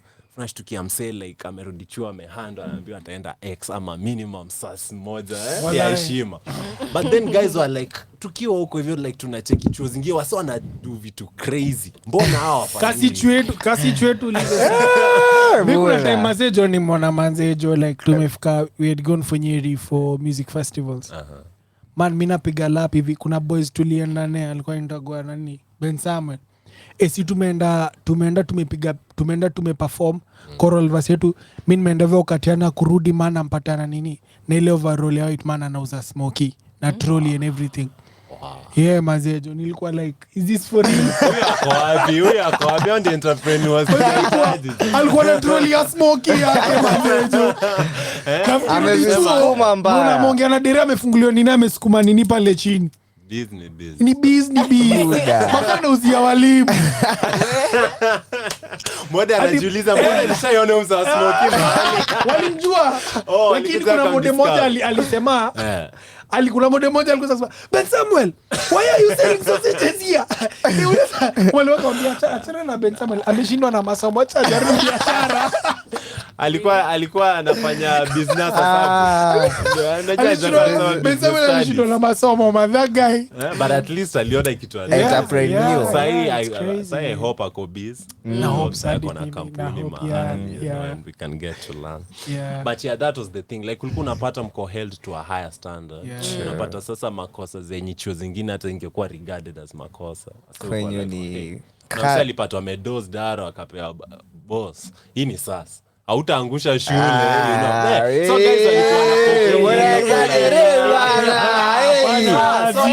walikuwa ningekuwa naenda kila wiki. Sasa kila wiki tu. Yeah, it sort of at the moment in a feeling a kind inconvenience, but it actually shapes you in a way that unapata unaangalia life in a certain way. Like sasa unapata neza consider kitu nyingine yenye haikai as an issue to someone, mi naona zizi hiyo hapana. So inanipea hata hata kama ungekuwa mrui naturally ama nini, ina kumitigate kidogo, unatulia alafu unapea certain focus cause hiyo ilinishape a lot, alafu of course the academic excellence and what. But sasa mangu, I don't know culture zenu mlikwanga like na this beef, mko na a rival school Naobi walitenda dhambi ya siri. Naobi walitenda I'm so used to singing Chinga Boys. Unapata kuna tu your nemesis hapo hivyo yenye huwa so of course Les Boys itatoka kwa ndo yangu but so unapata there was this accusation that school unapata maybe iko too regimented, inataka tu wase wakuwe deep kwa academics peke yake, but mangu there was this notion that it cultivated you all round. So unapata hata someone who's not performing too well but kuna vile tu ako na philosophy ya life ya to reach for something greater. Tafadhali alikuwa na our principals alikuwa wakikuja parade anaita mangu men, alikuwa anasema like wallahi Muraga alikuwa atuita boys you come into this place a boy and you leave a man, so there was that philosophy ina kugrow all unapata you guys you are lucky you guys are lucky. Huyo wanaume uliingia nayo hapo kutoka class 8 utarudi kwa future wa mtoto. Boys will always be boys. Tutakuweka line. I can actually confidently say Mango wanted to turn you into a boss. Hata kama uko kulikuwa tunayo mentality wanataka you behave in a certain way and they gave you that super confidence. So hata tuki have conversations na asalikuwa huko watu classmates wao akisema wase wa Mango wakui normal ni warui but sasa ile waru ya kujidistract ni ile ya kubelieve like in themselves. Hata kila kitu inaweza kila kitu inaweza kuwa destroyed but tu kuna that ile philosophy you come into Mango a boy and you leave out a man, you just like you'll figure it out now, so and they believe in themselves hata kama academics ujamake but mtu ana believe tu niche yake ata excel. So I can credit Mango a lot to awesome. Na mlikuwa mnafanyanga aviation shule, was that true? Ama tulikuwa na hizo roho you guys were doing aviation in school, was that true? You had an aircraft in school, was that true? Mlikuwa na hiyo propaganda. Umekuwa sema blogs gani? Sisi mlikuwa na hizo walikuwa hata simili mlikuwa mnastakati Mango kuna ndege manze Jobana watu tunatishika tukipatana kwanza music festival bana, huwezi jaribu hata kuongea kizungu bana mpaka di golfing tulikuwa tunasikia you guys, is that true you guys were doing golfing bwana Kenya watu wana stretch but there was a school Kenya is it Kenya High, kuna chuo ya madem Kenya High inakoga madem we had those walikuwa na doing nini na aviation na pioneer ndo iko na ndo wanafanya hivi aviation kwa form 2 na unapanda na kandege tu hapo unapanda juu na ndege si Moragi angetafikia tu ndudhi wallahi ningetoka form 4 nikijua kuendesha ndudhi, unajua ndo zilikuwa zinatoka hiyo time ningekuwa gata fulani nakimbizana tu na KRA huko they want my money they want my books bana. Ladies and gentlemen, nataka to sip to water. Tumekuwa tukiongea for 1 hour. I want us to listen to Anjine Goosebumps and then we'll be back. Yes, Giri. Kuna kadem kasupa ka fine, urembo wake you can never have defined. She has a smile so sweet and divine. Tumaidho twake twawedo tuna shine. Arena goro tega ngozi nyororo, riria kumwona korwe huaga coro. She has it all, joria gohe horo, from head to toe. Nekyo guga na manje, rini kwe, lina manewe, goro ya kwereda na uemba. You in my baby, when you're close, you only you give me good palms. Ba bam bam bam, ba bam bam bam. Jerry bum bum bum bum bum bum bum bum bum. Niene kwenda Jerry umenyage nigenaga muno niwe tondu ni uri tumitugo twega nigukwenda hingo ciothe.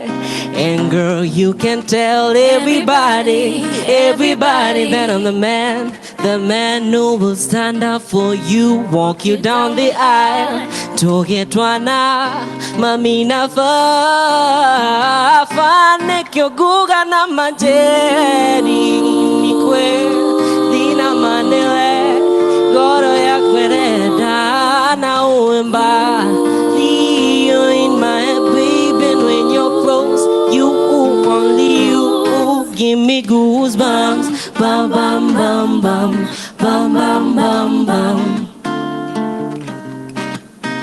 Jerry bum bum bum bum bum bum bum bum bum. Unanipa kiwewewewe kiwewewewewe. Yeah, she gives me. Unanipa kiwewewewe kiwewewewewe. Unanipa kiwewewewe kiwewewewewe.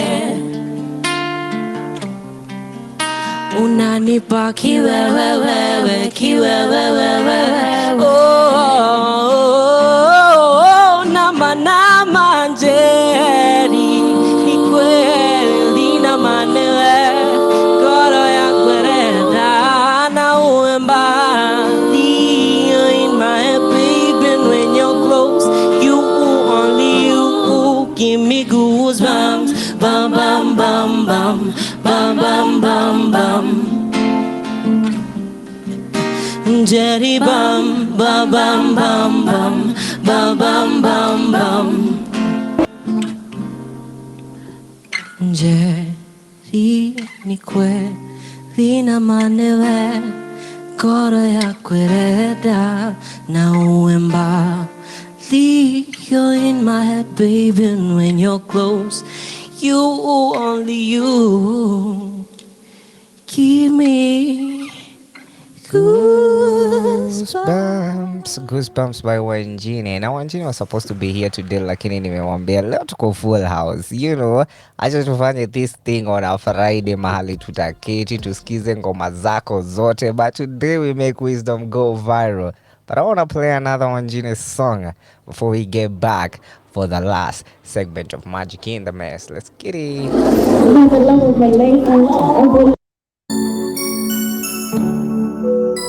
I'm in love with you, and it's forever, forever. I'm in love with you, and it's forever, forever. Oh baby, I'm in love. I'm in love with you forever. Baby, I'm in love. I'm in love with you forever, forever. Uwe na mwanga au giza, moyoni pangu pawe kwako, miniwe wako. Usiwe mbali nami, ujisikie uko nyumbani. Miniwe wako. Weta wone Dirio genya datatawe Weta ukwera tinoe Koro ya kwa kuhewoye Yothe weta wone Dirio genya datatawe Weta ukwera tinoe Koro ya kwa kuhewoye Yothe I'm in love. That is Wanjini and Aprishan fading on Radio 254, the home of Kenyan music. The Magic in the Mess segment with me, Abu and Mr. Sammy Muthondu na. NJORO, Mr. Njoro, Kamakawa, we are back, we are black, and we are full of joie. De vivre. And the one and only your work host, Kendi Dumba. The cool, calm, and collected. Yes. Calm and collected. You know, a little balance. Walk host. Very important, manze. Amazing story, Aizo. Just as we are on our last 30 minutes on the show, and fortunately or unfortunately, msinipe hizo visuals. Plani yako ni gani? Tabidi nimewauona mapema. Msiseme sikuwa weka rada. In your journey, when you read the book, it's called The Power of Self-Discipline. We're told that one of the key elements that help you to be disciplined is to have someone you look up to. And I was having a conversation with you, and you told me that you really look up to Barack Obama.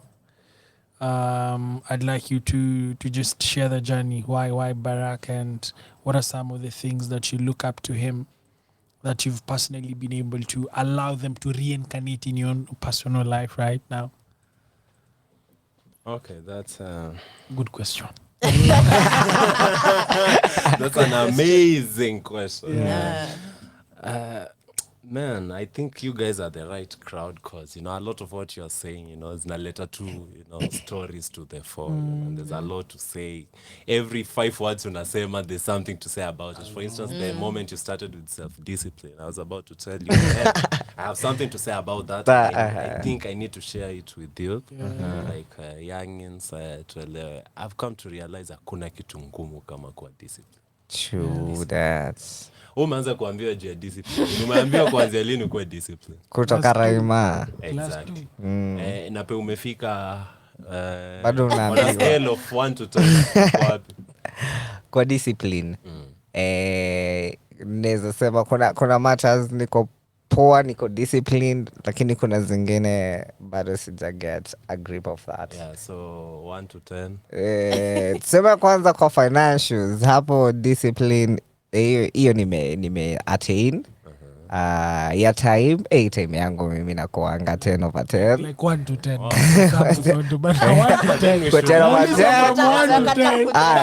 Mimi naweza jiambia on scale ya 1 to 10 niko 7 over 10. 7? Mr. you need to be my mentor. He needs to mentor. That's really nice. But Wow, personally, that's nice. my own experience with discipline is that, vile tu tulikuwa tunasema hiyo story ya the kind monkey. Like, I came to realize it's easy for me to be disciplined when something means so much to me. I'm super involved and disciplined. Wacha kuifanya mapema start doors. I do in advance. So I came to realize that I think okay, you must also pursue it like mindfully, but to attain discipline, the best way ni to find something that really represents who you are, that really means a lot to you, and something that you are sure you are willing to give your all. You won't even have to think about kuwa disciplined. Utakuwa like yo Njoro nitakucheki matai, kuna kitu naenda kufanya. It will be so automatic. But ile maybe sometimes unapata, I was having this conversation, najua zile convos za boda. Ila amechoma and then akana kuongelesha na usini vitu zingine. Kwa like yeah. Unanitusi. So like kuna mmoja alikuwa anasema tu state ya mambo, how tough things are, and I was like but tutaka kuendelea kuamka mapema. Alikuwa like okay, saa zingine unataka kuamka but unaamka kwenda wapi? Unaamka kufanya nini? So it comes down to that. Like sometimes some of those qualities that tunaambiwa that are necessary for success, sometimes they might be very challenging, but you need to understand that once umepata kitu unapenda, and that really means a lot to you, and itakusaidia kusonga mbele in life, it makes it easier. So for anyone struggling with self-discipline, there's advice to like pata tu kitu, ina mean a lot to you. Nice, that's awesome. It means a lot to you. Now ifuate like alafu pia kitu na believe it achieve success. ifuate incessantly, you'll get better at it. Just sasa utafika a point where you are performing so well in this one area of your life that you'll be, why can't I do the same in other aspects? Sasa juu pia that motivation and inspiration important. It's so difficult kuamka mapema sana kenye ujue unaenda kufanya. Walai. Yeah, but anyway, now back to Obama. I guess ni similarities. Similarities. Juu firstly you'll notice that we are both slim people. I see that. Mko na dem anaitwa Michelle. Yo. Getting personal. The height. Height. Alafu sasa umesema ukiniintroduce umesema jina mbili. Umesema ya tatu. Unajua jina yangu ya tatu? Isaac Chibole. Okay. Yeah, Chibole ni ya tatu. Now my middle name is Obano. So it so happened that when young, you know, tukiwa primo especially, juu Barack became a US president 2008. Your time tulikuwa class 5. Yeah. So what used to happen, he was now famous, like hadi wase wa reggae wametoa songs about him. Barack Obama black. Yeah, exactly. Yeah, so it so happened that name was famous. So anyone mwenye alikuwa anashindwa kusema jina yangu alikuwa anaisema Obama. So it started fika mali hadi high school. Like kwanza mwada wangu wa history hata hakuwa anaweka effort kuniita jina yangu, alikuwa anga tu Obama. Yeah, so that was one thing I believe ili trigger. But now na nime notice, that's why we say we are talking with the CEO of Finding Me jana. Kisema importance like ya reading. Finding Me. Okay. Yeah. Tukisema importance ya reading, like it can really inspire you. Me personally, some of my biggest choices nimemake in life zilikuwa purely out of reading a book. Nilisoma book alafu nikasema mimi inanibamba. Book gani? I can't remember the name of the publisher, but tukiwa hapo primo, there's this time there was a primary, certain publisher. I think it books was when you're in primary. Kwani ulikuwa wafanya nini primary? Tulikuwa madogi,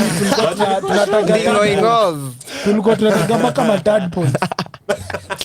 You know, you never did that bana in Eldoret. Yeah, we did it. But nasema tu time. Mimi na boys wangu walikuwa gana zifugianga kwa nyumba. Tunakula mbaya. Bana jo. Unafaa kuwa KWS. Maze. But anyway, so I think it was Lions Publishers or something. So kulikuwa na this series, I guess they got a very good concept ya biographies. So walikuwa wanafanya biographies za notable people across the African continent. Nelson Mandela, Shaka Zulu, Kibaki, Kimathi, Dada, Obama. Sasa ikafika kwa Obama, you know, and somehow I got that, which nilikuwa napenda hizo ma storybooks. Kuna penda? Wow. Storybooks mimi nilikuwa napenda storybooks mbaya sana, you know.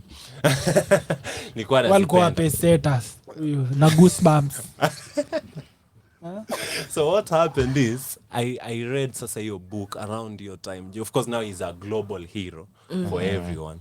So I read his book up your time, and of course he got redacted for a children audience. Watoto. And you know it was super fun. You may present in a way that inakubamba pia as a young person. And I enjoyed it, you know. And so vile niliendelea kugrow, ndio nikaanza kusoma saa his other bigger books, you know. And I felt like story yake ni cool juu huyu ni mtu mwenye like under no circumstances would you have expected him to be there. Correct. Like haiku make sense, you know. True. A black father ametoka huko ameenda. Kwanza hata his dad kwenda to America kusoma wasn't supposed to happen because I think Andy alikuwa Barack Obama's father ni one of the people alienda na zile scholarships za Tomboy. Zile za alikuwa anapelekwa. You know, so you're something purely by chance. Alafu ameenda huko meet, you know, the mother nini. Wame have the kid but their marriage hasn't lasted long. Amerudi, so this kid ashakuwa automatically single parent family. Waka move around the world. So the fact that this guy was so disadvantaged but somehow you know, things aligned hadi aka end up hapo, you know, na hakuwa ingia hata kwa hiyo life ya ubabi vile unaweza expect ama ni utasema ati sijui connections gani, you know. It was really inspiring and it stuck with me. So yeah, that's why Obama is super inspiring for me. Besides the other small stuff na to similarities. Yeah. And just fun fact, nikisema hiyo point ya books inspire, my decision to be an economist was informed by kusoma hiyo book biography ya Kibaki. There's that biography yake, hata the title was An Economist for Kenya. So nilisoma nikiwa I think class 7, then just read, I was like, I think he pia nikisoma book yake I realized that he was sort of a quiet guy, msana mambo mob, na mimi pia sikuwa mambo mob. No, you're a quiet guy. Wewe Hiyo time nilikuwa introverted, so I felt like nimerelate na I'm like this is cool. And then he also went to Mangu, so it was like like oh maybe anadai. So yeah, fortunately kimungu amen, both I don't know kani dreams ama ni wishes. They sort of happened. So yeah, nitaenda nitafute a new goal, nitaenda nitafute book nyingine nisome, inspire something new that I want to do. Nice, so, awesome. That's the background. Amazing. So Awesome. okay, yes. So nataka the question you ask sasa tutakuwa tunajibu quick fire questions. We have about 15 minutes. What? I imagine it time enough live line nataka itabidi tumeongeza za mtu next kadhaa lakini tuendelee. So mine is not like, okay, it's not a quick fire. But in the recent completed workshop yenye mlifanya pale Hindu Council of Kenya, your CEO tunamitanga engineer, Miss Lucy Mutuku, civil engineer. Ali mentioned there was a forum she was in and one young person said young people are no longer in the menu, sasa saya ndo kuni kwa jiko. Do you support this statement, and what are your sentiments about the same? Okay. Normally, of course, you would expect a direct answer from me, but I think it's something yenye, if you really sit down, answer iko so straightforward. And this is the reason. You may realize like nature haipendi vacuum, right? Nature haipendi vacuum. So when you don't stand up and take your place, someone hujiingiza kwa hiyo place yako alafu anaanza kutake advantage na kuenjoy the benefits. So what happens is sometimes the youth sometimes hatuna capacity, sometimes hatuna the network, sometimes hatuna the confidence ya kuingia in certain rooms and to stand up for certain values or to make certain contributions. So what happens when that gap opens, wasetari wako na positions zao tena wana expand sasa. Wana expand na wana cover hadi space yetu. You get. And now sasa wana dominate. But because sasa si maybe you expect wase wenye our elders ama nini wa take care of us, tunakuwa disgruntled juu unapata sasa wanaenda na form yote. Wanaenda na meza yote, tunabaki with nothing. So it's a mixture of two things. Kuna ile some people sideline the youth, marginalize them. They don't give them the opportunities. Na kama kuna kitu moja huu ni bo. Hii kitu ya kuitisha wase it doesn't make any sense. How will people get that experience? Sure. So employers kindly, man, you have to stop that, and I think hata legislation inafaa kuwekwa mahali, legislation inafaa kuwekwa mahali kusupport these people kuanza their careers. Just someone that was telling me, a friend to a young person, alikuwa like, nimekuwa natafuta atacho, but hii Nairobi hata kufanya kazi bure bado hakuna Ningori mazi kutumiwa, yani unataka kutumiwa na hataki watu. Do you know other places where people pay to get attachments? For real, imagine unalipa kutumiwa. So that stuff Bunda. Wewe ndio unalipa boss wako mse. Bunda. So that stuff nianzishe hiyo product za maziwa. Yadi ndio inaweza kwa kazi yetu. So what you have to experience. Even as youth entrepreneurs, youth leaders nini wakicome up, make sure mkiset up entities, don't be lost into that old mindset. Wanze ku lock out other young people from opportunities. Give them the time to grow, because at the end of the day you can only master what you began learning. Sure. So yeah, that's one thing. So kuna ile people, youth are marginalized, but pia sometimes unapata we don't have the right information na networks na resources za kuingia in spaces. That's why kitu kama that NYCK youth networking workshop ya Saturday was very important. At least the youth tuanze kuelewa, you know, the art of networking and why it's important, because sometimes tunajua tu tumezoea nani ana connections, wale mababi ndio kwa na connections, sisi kwa tuna connections. We need to demystify that to show that, you know, just bora umejibrand vizuri and you know what you stand for and you know what you want, you can begin building networks that can help you get there. So it's a mixture of both. Hiyo kuweko kwa kuni, it's a mixture of two main factors. But we can do more as young leaders and organizations to mitigate that. At least we advocate the older generation, wape the youth chances, opportunities, na pia huku we empower ourselves, our youth community, pia ijue what it needs to enter certain rooms. True. So that usiingie huko msame amekupea opportunity alafu tena ujui vile unaichukua. True. Juu sasa atakuwa na excuse ya kutowahi kupea opportunity na kunyima other youths in the future. Atakuwa na excuse juu all along anataka ana ideas nimekuja hata nimemuita hata anasema my names are but so that's the response I can. So to my quick fire, Nice. Other Brooks says happiness is not a destination, happiness is a direction. What is happiness to you? Filosofia. Melody. Philosophy 102 hapa kidogo. You know, happiness kwangu, okay, I don't want to be toxic, but happiness kwangu miona it's so fleeting that I usually don't chase happiness. I don't chase it. Awesome. Just say umebambika, for instance, umepata job, leo Itaisha. umebambika, and then Kesho. wacha hata kuisha, wacha hata kabla wanze, una realize hauna trans ya kwenda huko. Yo. Now you have a job, but now you have something again that has robbed you of the happiness. So for me, happiness inakuanga to a point that something cool has happened, but I don't get too lost in it. Nice. What I get lost in is, you know, satisfaction, Fulfillment. So it's not a destination. Nice. Yeah, it's not a destination. Nice. Nice. Yeah. My quick fire question is nataka kujua which is the best financial advice ushaipata ama ushai receive ama ushaisoma? Best financial advice, don't be in a rush to elevate your lifestyle. And that hiyo nimepata like I think 4 weeks ago from a certain a mentor of mine had referred me. Hey, yote inahitaji to sink. Unakuta mtu ameshika pesa kidogo amenunua sijui kuuka anaendea fridge. Lexus. Na ameziendea zote mara moja. Zero mileage. Unajua ukijana ako serious. Hey man. Does it make sense? Yeah, kuna kitu inaitwa lifestyle inflation. Like the moment umepata do, alafu umeincrease lifestyle yako. Unabaki hauna do tena cause sasa that extra money umepata kama ulikuwa sala ya 50 alafu imepelekwa 70. Ukiongeza expenses na 70 hauna difference na msawa 50.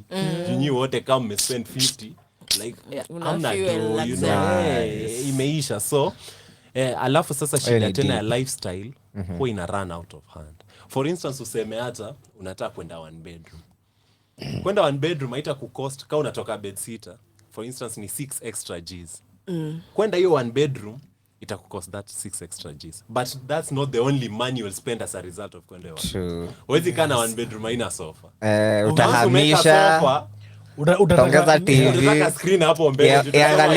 Itaangalia screen. Yeah. Alafu sasa uko na side yenye ni kitchen. Unajua bed sitter gang.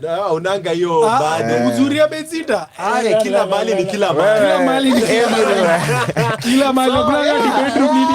So hauna ile ati kitchen yangu iko empty ati acha niweke fridge nini but ukienda yes unaanza ku notice. Yeah. Now once you make a fridge unataka kitu ya kustock.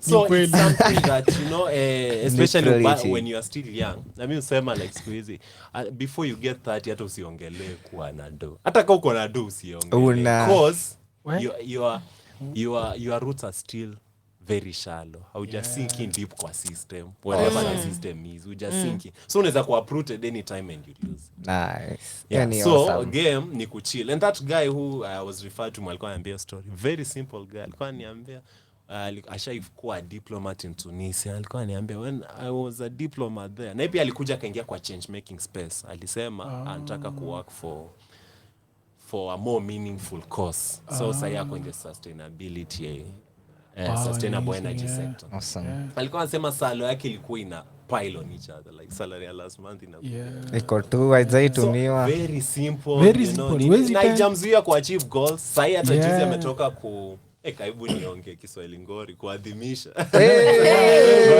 Wala bin wala. Ngeli hapa ku commemorate 10 years ya organization yake, and it's so successful. Na ukiona hata the level of people congratulating me like yo. So kutoflex, it doesn't cost you anything. Yeah. Living a simple life when you even have the money haitakuumiza. Unajua we act sometimes like utaumia or something, but it won't, and it's at the end of the day it's in your best interest. It's in your best interest. Yeah, so ndio usigrabio na hiyo lifestyle anymore. Amazing. My last quick fire question, because you only have 5 minutes remaining. Inauma. But anyway, what's Aizo, let me ask, what's the worst advice you've ever received? Soma upate kazi. That's mine. Where was the worst advice you received? Mimi yangu, that's the worst. Soma upate kazi. There are a lot of funny stuff nasema, but personally I don't know can you call a specific worst advice. Yani advice yani hizo yani unakuwa tu yani na mafilosofia kwa console yako. Ni important though, inasaidia like mimi kuna advice moja nilipatiagwa and there's a friend of mine who was in primary aliniambia nikikitungua hapa kwa armpits mwalimu akinipiga under faint. Nilikuwa rada mbaya the whole day. Alafu nilikuwa nanuka vako fulani ustake jua. Na bado linyuka. Nilinyuka tena wabaki moja hakupata hiyo stuff. Unanyuka mazuri za but yeah, so a specific line yeah, there was advice in a but what I know the worst advice someone can give someone ni kuanza kumtishia na kutry kulimit dreams za mtu. And you know people think that ndio limit dreams ya mtu atipako kuna mwambia tiachana na hiyo stuff. Sometimes it comes so unconsciously. Ni mimi kuona unafanya kitu mimi naona it's too risky. Enyi mimi sina confidence ya kufanya. So naona ukifanya niko like yo chill out with that. Ende ufanye kitu nyingine hii sijui ni sure bet or but yeah, so that's something yenye mimi naweza encourage you say like you move away from. Hata msakisha dreams zake na before you comment make sure una comment juu umefikiria ama tu ni prejudices zako zinaanza kuongea kurasha out. Tuna uko like yo amesema ati anataka entrepreneurship ataki base. Yani ataki employment. Umesahau employment only fits in the context ya kuna watu wameunda hiyo business yenye wasa wanakuwa employed. True. So ukipinga entrepreneurship like awase basi wako employed now, awase wako huku juu akiacha hiyo entrepreneurship. Sure. Yeah, so that's the worst advice someone can give another. Nice. You can tell someone to be cautious, unaweza mwambia kuwe careful, afanye risk assessment, akuwe tu rada, but don't rush to limit them because sometimes it's not you talking, it's not your brains talking, it's your fears. Your fears and insecurities. Nice, awesome. So, we are told that the worst thing you can do is share a big dream to a small mind. Yeah. Sounds tricky. Ata panic, you know? Nice. Round 2 of quick fire questions. You ready? Uko ready? Hey. Round ni tatu. Round si mzito. Na zinaenda zikiongezeka in kukua uzito. It only gets worse. Kendi will go. Tuanza. Let me start. Where what's popping like in National Youth Caucus? What should we be expecting this year and next year? Nilisikia kuna mnasafiri kidogo so you can Naweza tuambia tutayarishe nini? Team iko wapi? Team ilifaa kuja mimi leo. Tutayarishe document. So what's popping for National Youth Caucus? How can people get to National Youth Caucus? How can you join? How can we become members? Is the membership open? How can we know about the events that are coming up? How can people get to connect with you guys? Oh, okay, awesome. Thank you for that. NYCK youth community, and being a youth community, it only means that we don't follow maybe certain rules at excluding other people. We are here, actually, our philosophy is join us, there's got to be more of us, like tukuje si wote, tukue hapo si wote.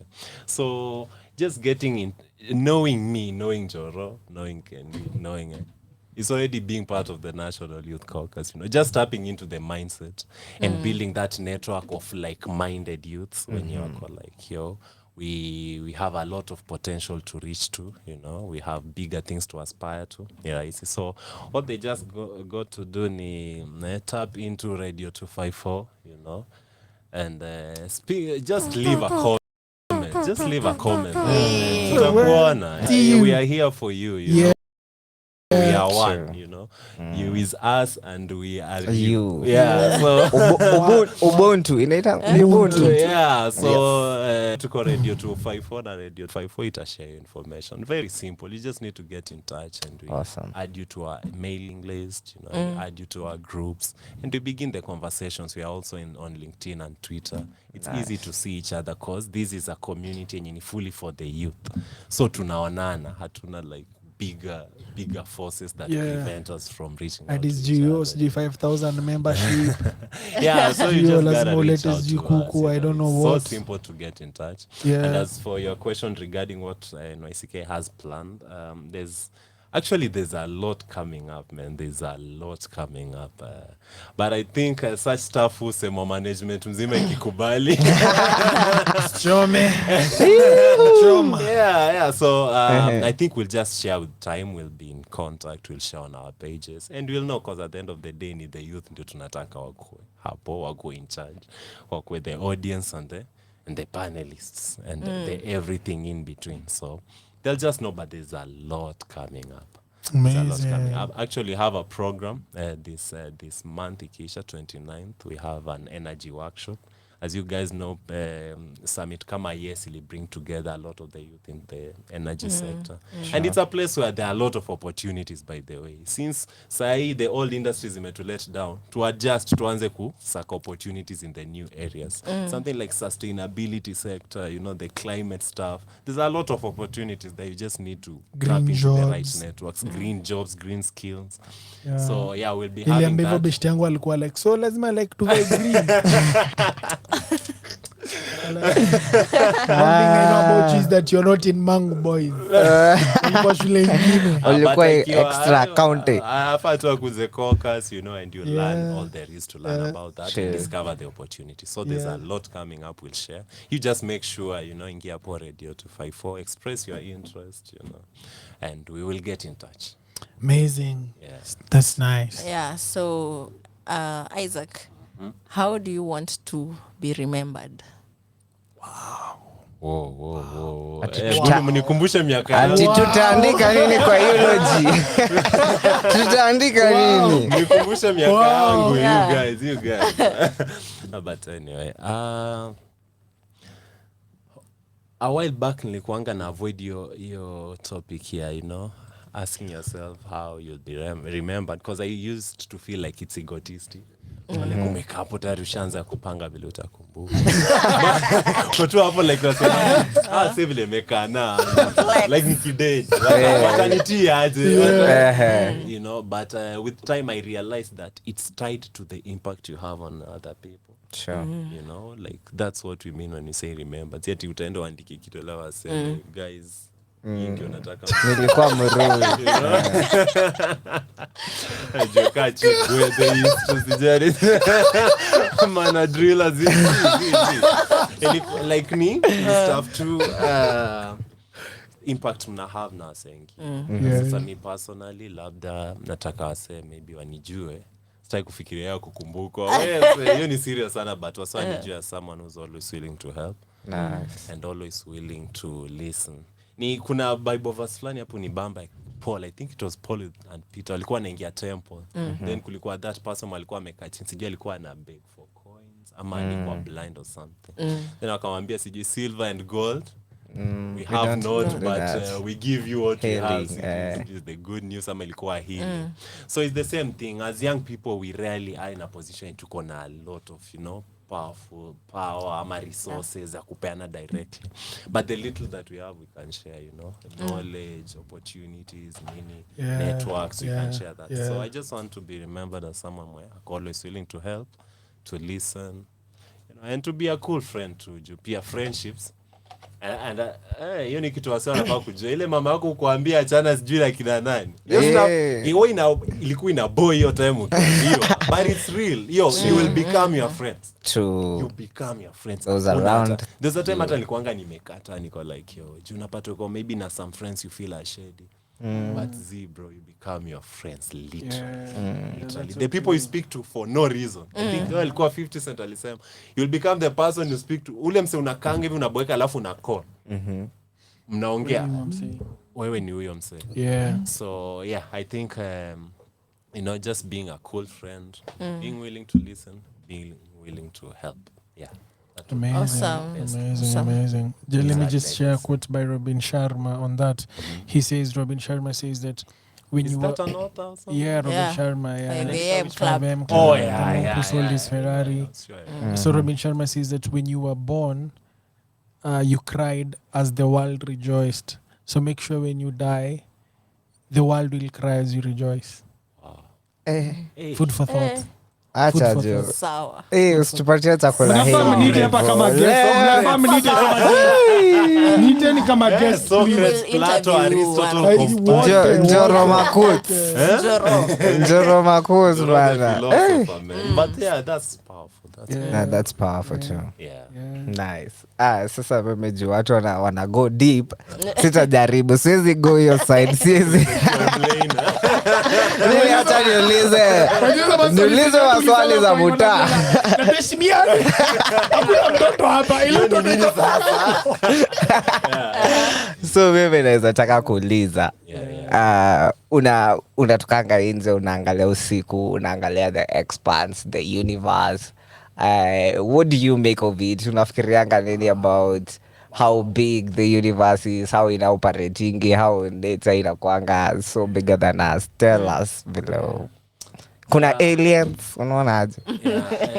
Sorry to say kwa the haters, kuna na haters huko wamechukia mse fulani, but mimi the moment you start mentioning universe, outer space, I only think of one person, Elon Musk, because I think that's one of the humans who has managed to think way beyond the ground we live on. Damn. That guy, man. So far ahead of his time, bana. That guy is actually an alien. Come not after aliens. I usually feel like, and I was happy to learn that kuna mse anaandika biography yake. Sasa amekuwa na share snippets, so at least we know that we'll get to have a closer look at the life of that man. But mimi when I look at it, ukweli mi utembea nje, like especially nikifika home late, unatembea ukienda kwa hao. Kiangalia to the world, na like I say, sami ufikiria watu kama Elon Musk wenye wamemaliza kukonka everything there is on Earth. Sasa extraterrestrial realms. Mi kwa like, are we really doing everything we should do to exploit our abilities?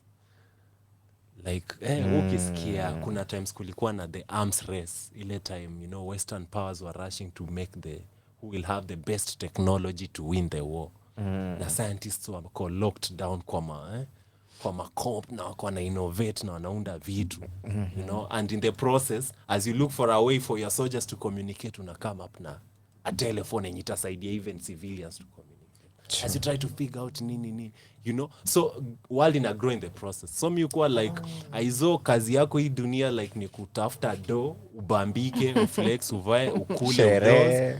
Ama like utafanya kitu wenye itatumia ability zako kueshua maze umemove beyond the obvious.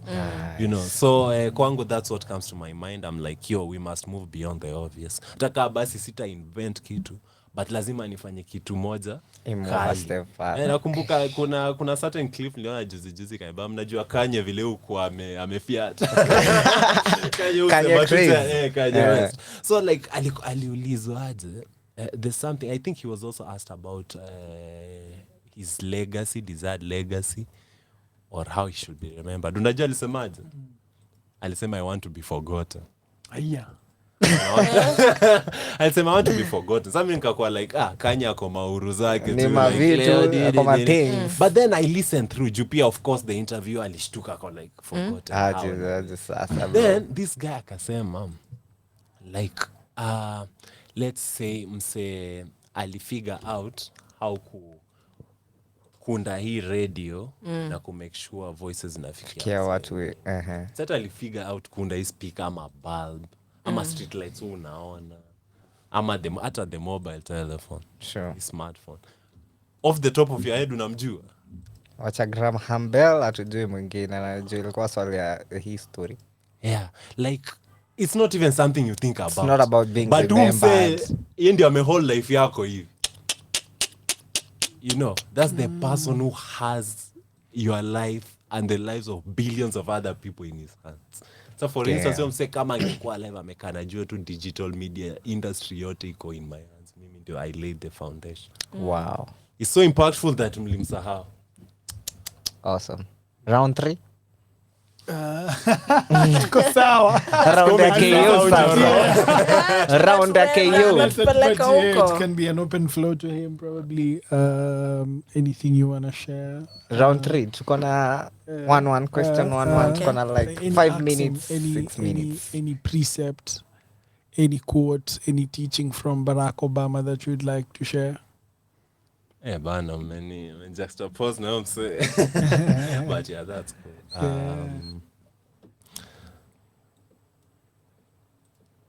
Wow. Itabidi sana nimefungua shelf. Itabidi archives huko ndani. But I think the biggest lesson I've gotten from him, nezako it's not a direct quote, but sometimes your disadvantages do bring out the best. Oh wow. Wow. Like vitu on the surface inakaa like the disadvantages bring out the best in you. Like, the mess ndio lead to the magic, right? Alafu unatikibenya anaisema tumeangalia kando kwa like hiyo apatage to be like contact. Yeah, cause sasa like for instance there's a time Obama alikuwa na stepfather, right? Because the mother remarried to a certain Indonesian guy. Wakaenda wakaishi hadi Indonesia. You know? Kaishi huko akaona life za watu in the shags in underdeveloped nations. Hakuna time akakuja Kenya, akaona vile Kenya iko juu ya the roots of the father. Alikuwa huko akiwa States, kuna time Masake hakuwa anaishi naye. So akampeleka kwa grandparents Hawaii, akaenda pia kaelewa that type of life. So for someone on the outside utakuwa like mtoto anakuwa rooted sana, hana stable home, you know, a lot of things seem to be going. But now when you come and really look at Obama to be the first black president, inamaanisha nini? Umebamba everyone in your community to the point that you've appealed to the people outside hadi wakaona they can give you a chance. Wow. And how can you acquire that skill? By the fact that ulizunguka all over these places. So we vile unaona life, you don't think it from your perspective alone. Multicultural. Exactly. Like multi-generational, pia aliishi na very old grandparents. Ameishi in underdeveloped nations. That's why alikuwa ana push this welfare programs kama Obama Care. Anajua kuna wase fulani wanafaa wasaidiwe. Something that someone who's been born in privileged society hata but yeah, ameishi in a third world country, ameona nini. So all those things like they go to say that some of your pains na nini, like they're part of your journey. And they actually the props and you could lead to what you become, and there's nakupea strength. Awesome. You know, for instance, like I told you tukianza sesh sijadoz like poa nimedoz tu saa hii alafu nikamka tena na tukakam. but siezi hata dose for a minute cause you know najua vitu like nimepitia kwa hii life najua sina yo kulala yote nimelala tangu tuzalie haijatufikisha you know you're like njoro hatuwezi fanya business acha niende ni dose kwanza tuamke kesho haijatufikisha so we are willing to make sacrifices Sure. I don't know spendi ku open up but I'll just say this for context for instance say someone close to me let's say a parent alikuwa na surgery jana you know ako hosi nini but ija to stop sikuambia Njoro before nikuja hapa ati sijui niko na msee wangu wapi ama nini and there's a lot of other stuff you're going through but like hiyo ndio inakupea hata even the passion in your voice hata nikikutana na msee hapa mwingine mwana try to get to something niko na hiyo energy na experience na understanding ya kummotivate ama kumsaikisha hapo kumwambia everything else could be crumbling but you can still do something amazing wacha turudie tena everything else could be in a mess but you know uko busy una create magic for instance mtu atawatch hii show like you know ako so lost in it ako like hii show imeslap hajui labda ule mwanaweza kufa questions ako depressed mwingine ametoka mashida zake kuna watu wanakula kanjo you know labda mwingine ako pale anakunywa maji juu maybe ana feel ni mgonjwa kiasi you know but you can still create something beautiful like na inspire the world na you know tusonge mbele pamoja so that's what's up. Beautiful, okay, beautiful. So Isaac, tume kwa civil society field tunasikia a lot of unifying youth voices. Yeah. How well do you think we equipped and how best can we unify youth voices in Kenya and in Africa? Okay. So thank you so much. The fact that tunaweza hiyo swali inaonyesha we attend NYCK Youth Empowerment Afro Summit International Youth Day on 12th August. Yes. It was a great time, man. The world converged together, mazee, in one place. Had the youth from, of course, NYCK Youth wametoka kila mahali, you know, across the country. And then we had people following from outside the country, other African countries. You know, squeezy, tech imetusaidia a lot. There's a lot of movement in Africa, unaweza pata. Uko na mabeshte Kenya uko mabeshte 10 na outside uko mabeshte 20 because you made somewhere you made connections so we had people watching in tuning in we even had speakers from US you know Ghana wapi you were there you witnessed right thanks to technology again so it was a great time na the concept when the team at NYCK ilikuwa ina try to come up na ilikuwa there are certain things like huwezi do peke yako because at the end of the day like tunaishi kwa dunia na dunia ni watu wako ndani and kuna vitu fulani like ukifanya lazima zini affect you get like we are in an ecosystem where our actions interact and affect each other unafanya kitu inani affect in some way maybe stuff fulani inaku affect in some way so what that usually means is that problems that will result from si kuwa wengi hapo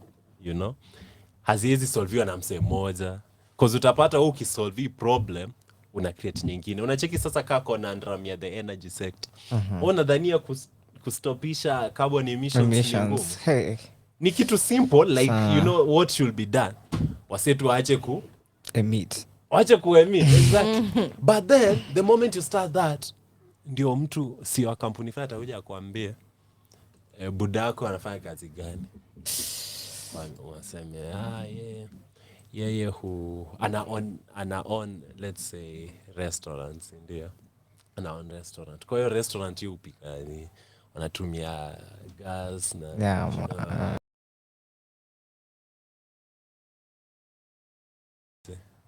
iliunda kwa factory gani kwambia ashaanza kukata miguu because the solution you're proposing will create another problem because unapata maybe there are people depending on those industries right so but that doesn't mean we fail to do anything what that means is that now we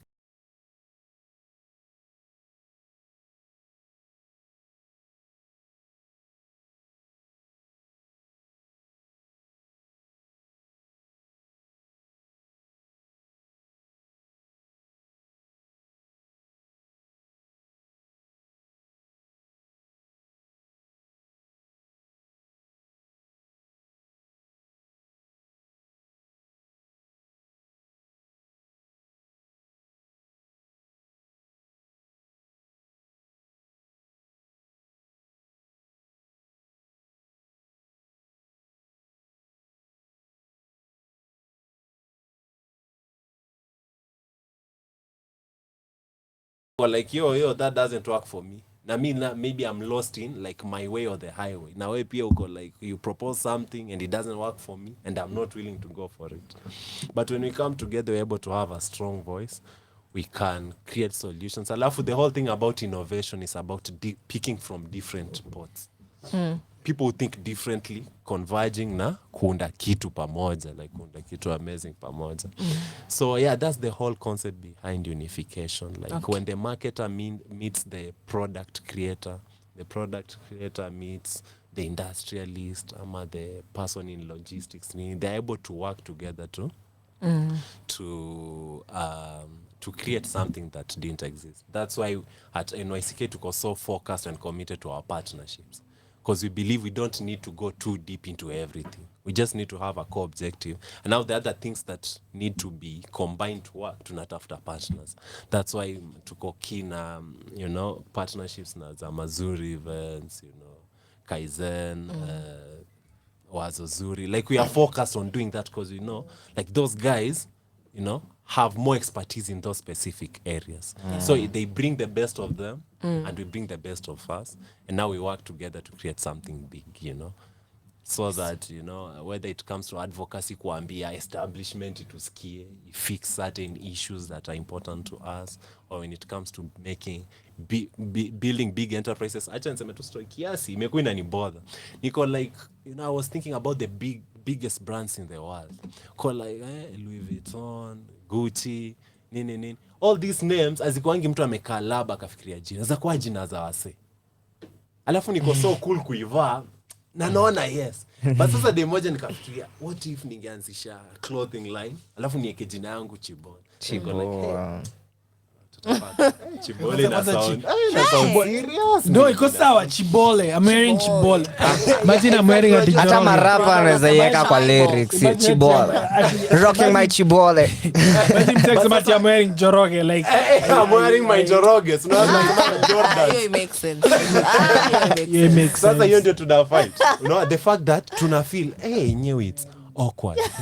Yeah. I'm wearing my candies. Niko hapo hivi umevaa. It makes sense. So like getting to that point and to transition to a point where we believe in our stuff so much and we are doing big stuff instead of just being fans and respecting other things, respecting other nations. Tunaweza reduce kiasi alafu to build a stronger nation. Si pia tuko like this is a big country. But I'm glad to go Kenya. Kenya is a big country, you guys. Yes. This is the capital Capital of Africa. Kama ni msewa hipo, I think Capital of Africa.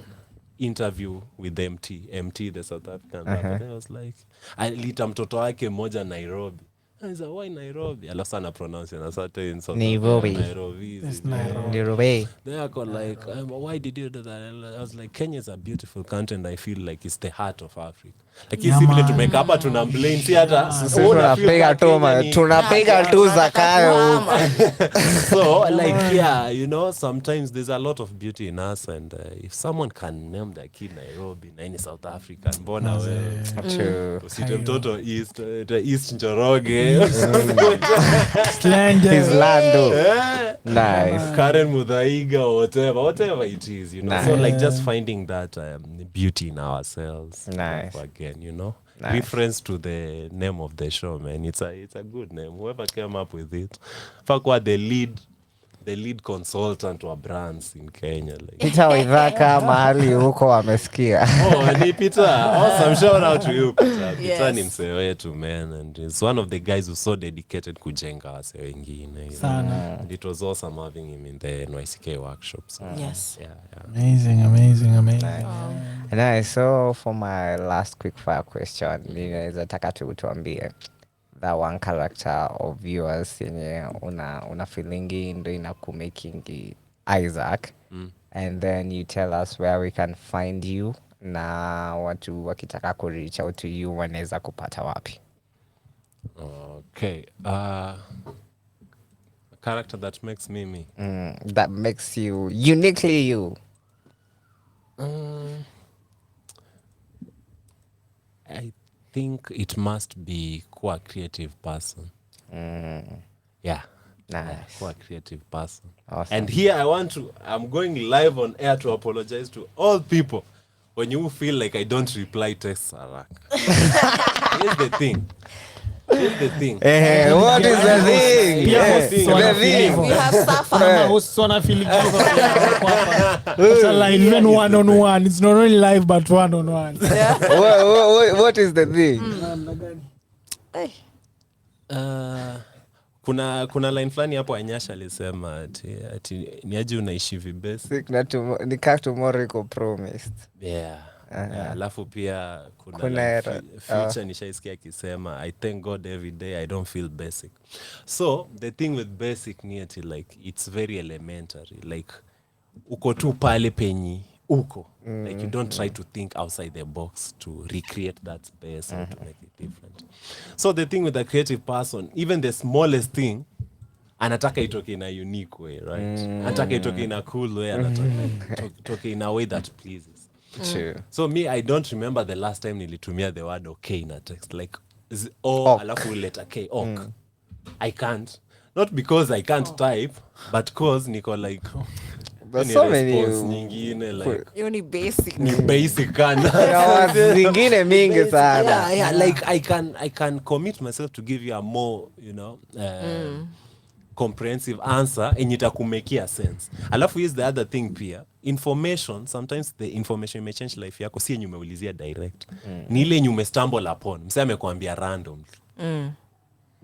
And such random nuggets upatikana msee akiongea. Mkiwa wase wa kutumia unakuja okay.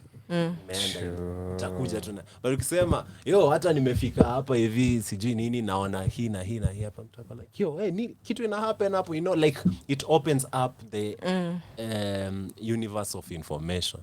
At the end of the day, the most important thing ni information. You ndio change life. Ukisikia kitu una change.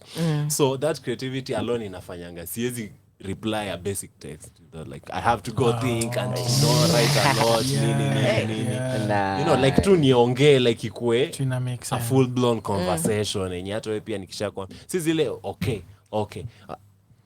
anakuuliza swali nyingine tena unajibu hiyo tena, alafu at the end of the day una feel kana kusumbua akikuuliza na ni eti wewe tu unapeana very small answers, but so back to the question, yet your creativity ndio mi ona it makes me in everything I do, whether ni the youth leadership thing, whether ni maybe projects to try could do, my interactions with people. I like surrounding myself with creative people who are not content with what they have, yani kitu yenye iko like ili take wasesi basic, si lazima ukue ati kuna do but tu usikue basic. So for instance, mtu hakutosheka like na this still camera ndio ali come up na idea drone kwa like mbona mpaka ine record ka iko hapa na mpaka nani ndio a move na wacha niweke huko juu. So creativity, I think actually it's one of the most important traits someone can develop and have, because it creates a new world. Okay. Albert Einstein anasemanga what's more powerful than knowledge? Imagination. Imagination. That's where creativity comes in. Imagination is powered by creativity. I think always that's the biggest quality I value in myself. Always a pleasure. Awesome. Now, do you want us to know mahali tunaweza kupata if someone anaweza taka kucommunicate na wewe ama kuconnect na wewe after this? Okay, awesome. Na text umesikia ujibu. Text. Ni anakwanga akifikiria. Uko kwa wakupatie 24 hours. 24. Kama package ya Wells Fargo. Like business days, ndio? 3 business days. I will have responded. Sawa, kwa patient. Bado ni one love. Tuambie tutakupata wapi? So you can find me on ukiona Njoro umeniona, ukiona Kendi umeniona. Jaman. Wakuu. Na broski hapa umeniona. Pia ukiniona unaona. So just creating that community yenye MySK community. Ukiongea na huyu ni rahisi sana kupata mwingine. Ama hata chenye unataka kusaidia na huyu mtu anaweza kusaidia dai, So but social media, LinkedIn labda, I understand like usage haiko hyper for a certain demographic. But yeah, we are very active on LinkedIn. Isaac Chibole, and then Twitter. Can you guess my Twitter name? Yo. Chiboling. Si chiboling. Nilikuwa nimeiona. Ni something scandalous. Busema. Najua kwa Twitter yake ameandika build shrine in honor of hip hop something that sort. Actually, my Twitter is Kenya's Economist. Kenya's Economist. Actually, tells me that your title inafanana na ile book ya Kibaki. True. Economist. So whatever that means. Nice. So I'm Kenya's Economist on Twitter. Nice. Gavai contract services zangu yo. Pia mama hizo wanaweza kutafuta. Wapendi kutumia do. That actually doesn't. Economists sometimes are some of the most extravagant people. Because unajua si nimekwambia multiply effect. Do ikitoka ile na triple effect nini. So economists actually wanataka do itoke. Beautiful. Oh, nice. So yeah, I can be found on those platforms. Nice. And then if you just reach out to any NYCK affiliated youth. Nice. NYCK is a community of people who are in touch with Nice. wanajuana, and they're all thinking the same thing, focused on progress. So once you reach them, you've reached me. Nice. Once you reach out to National Youth Caucus Kenya on LinkedIn, on Twitter, on Facebook, you found us. Nice. Tutakuwa hapo. Hapo sawa. Thank you for coming through. Ukirudi NYCK, salimia watu wote, salimia Madam CEO, mwambie tumemiss sana leo, tulikuwa tunataka kuchambua hiyo kichwa yake sana, but we'll find some time pia yeye tukae na yeye chini and we get to know about them na impact yenye mna make. Na kuna hiyo kitu yenye anasemanga ati akiambiwa ati the youth are the leaders of tomorrow, yani leo mpaka nitakas kwa hii studio, yeye anasemanga that is some crap, na hivyo pia ndio tuna believe hapa that the youth are the leaders of today, na nyinyi waseme mme take the mantle and you're leading people na mna inspire other young minds, and that is so commendable that tuna celebrate right here on Radio 254. Thank you so much, man. Yeah. On behalf of the society, we are humbled. And the goal is to not just lead, but, create other leaders. Because at the end of the day, leadership chenye usaidia nayo ni tina change more lives. You're able to change more lives. Unachukua one thought and you go in the mind of one person, na mnaishare with many people, and it transforms them. So that's why lazima youth wakwe leaders of today. Because you are living in a reality today that affects you, and that you must influence. Equally bearable for you, it create opportunities for you, and it create a better tomorrow for you. Leadership is basically just taking responsibility for your life. Kutoacha vitu zicollapse juu nature in its essence it's chaotic. For instance, kama watu wangekuja hapa wakate the bush or develop nini, sasa ingekuwa very big forest or nini. So leadership is just taking responsibility for your life. It's not anything too complicated. So youth now and your leaders were sahi. They have a lot of information. They are the ones being affected by everything, and they understand the new world that's being created. Nice. So they should be given the chance to learn. They should not be discriminated against CG. They don't have experience. That's why the mentors are there. That's why the older guys are there to show them that you can take these lessons. You can do this way, but don't lock them out on the pretext or the pretense or they lack experience. That's how they learn. But they have great ideas, and they have what it takes to transform our communities, our nation, our continent, and make sure that we live in a better future. After all, some of the greatest conquerors in the world, to come Alexander the Great, walikuwa miaka ngapi?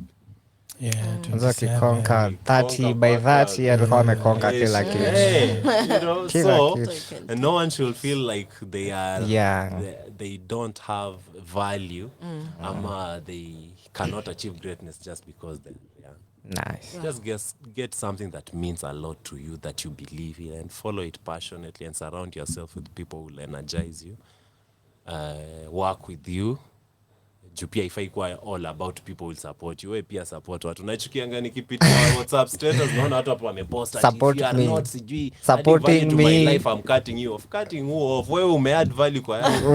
You know, people should afanya ile kitu. Yeah, so like just as much as you are looking to be supported, also support as much. Sure. Yeah, na kila mtu ataweza achieve that greatness and there's enough space for everyone.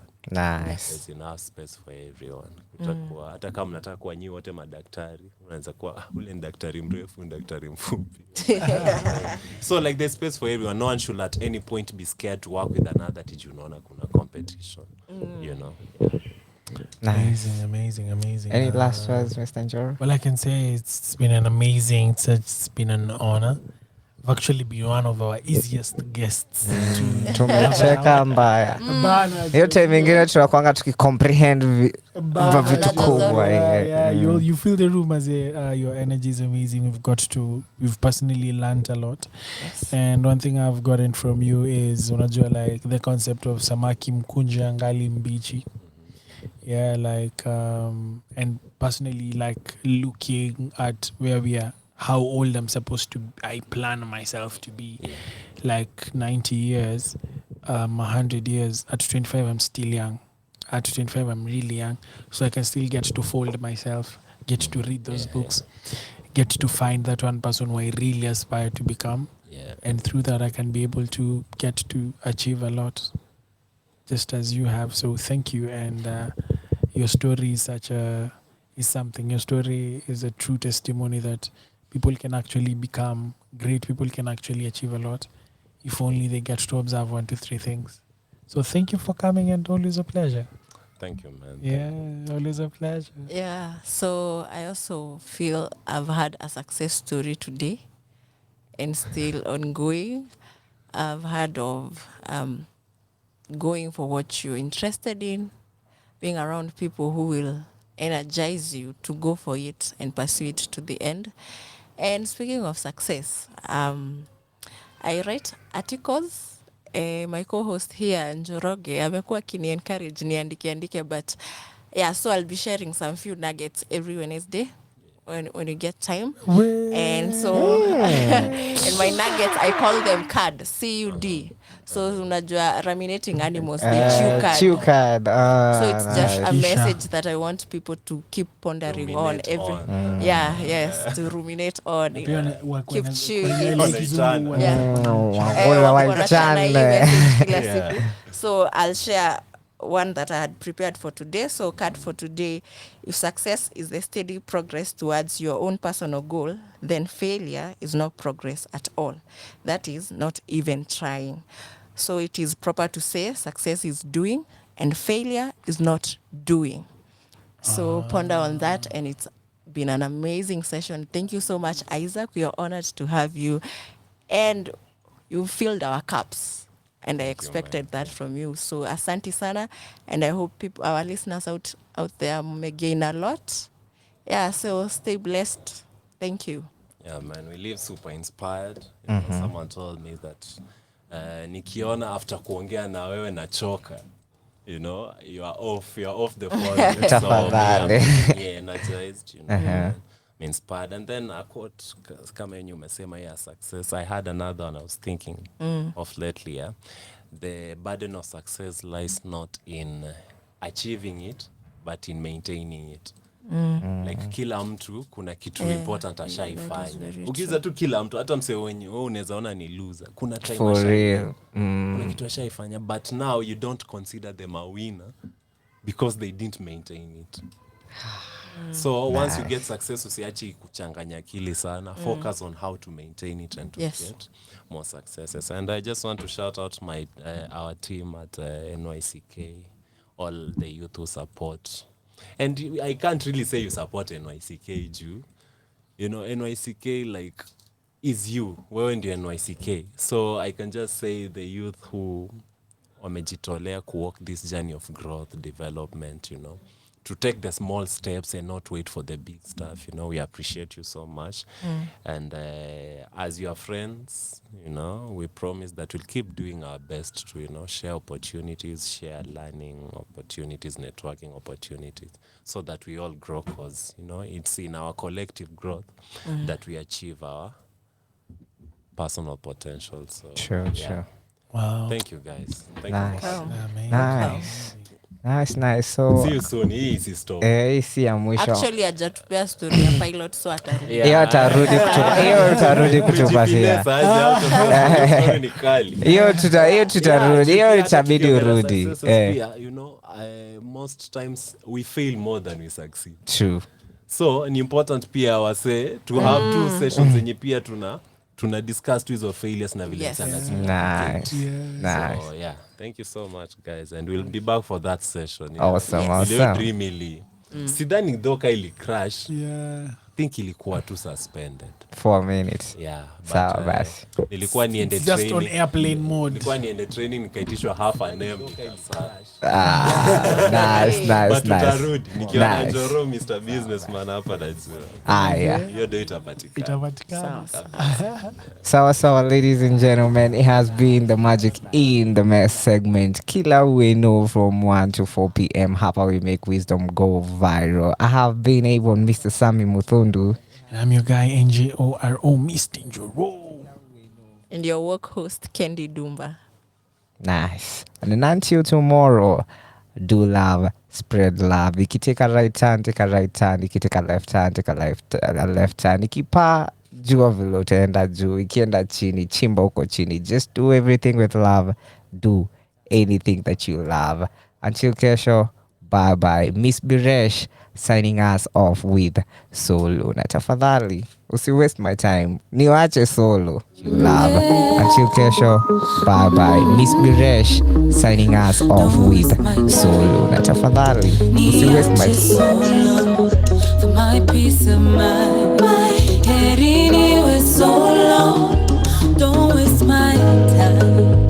Niache Solo.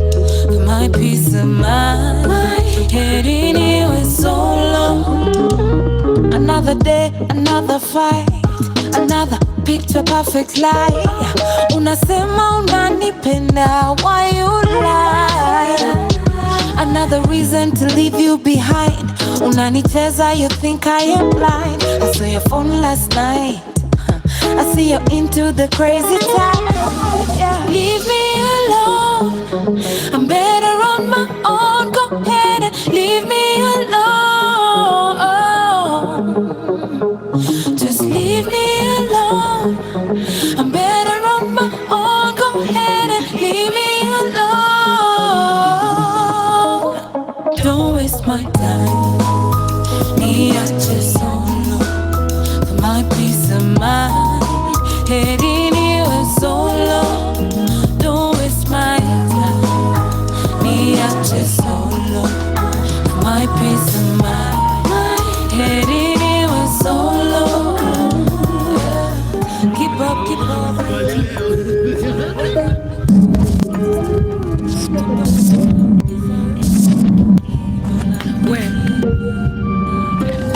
Keep up, why you trying to lean on me?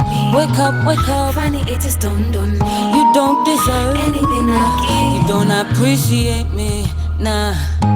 I'd fight for you like a soldier. Put no one, nothing above ya. You showed your face, nikachoka, baby. Yeah, so now I'm on to the next one. I got your vibe with the next one. I'm on a highway. No more lying pretenders. Yeah, I said I'm on to the next one. I got your vibe with the next one. Sissy, mommy.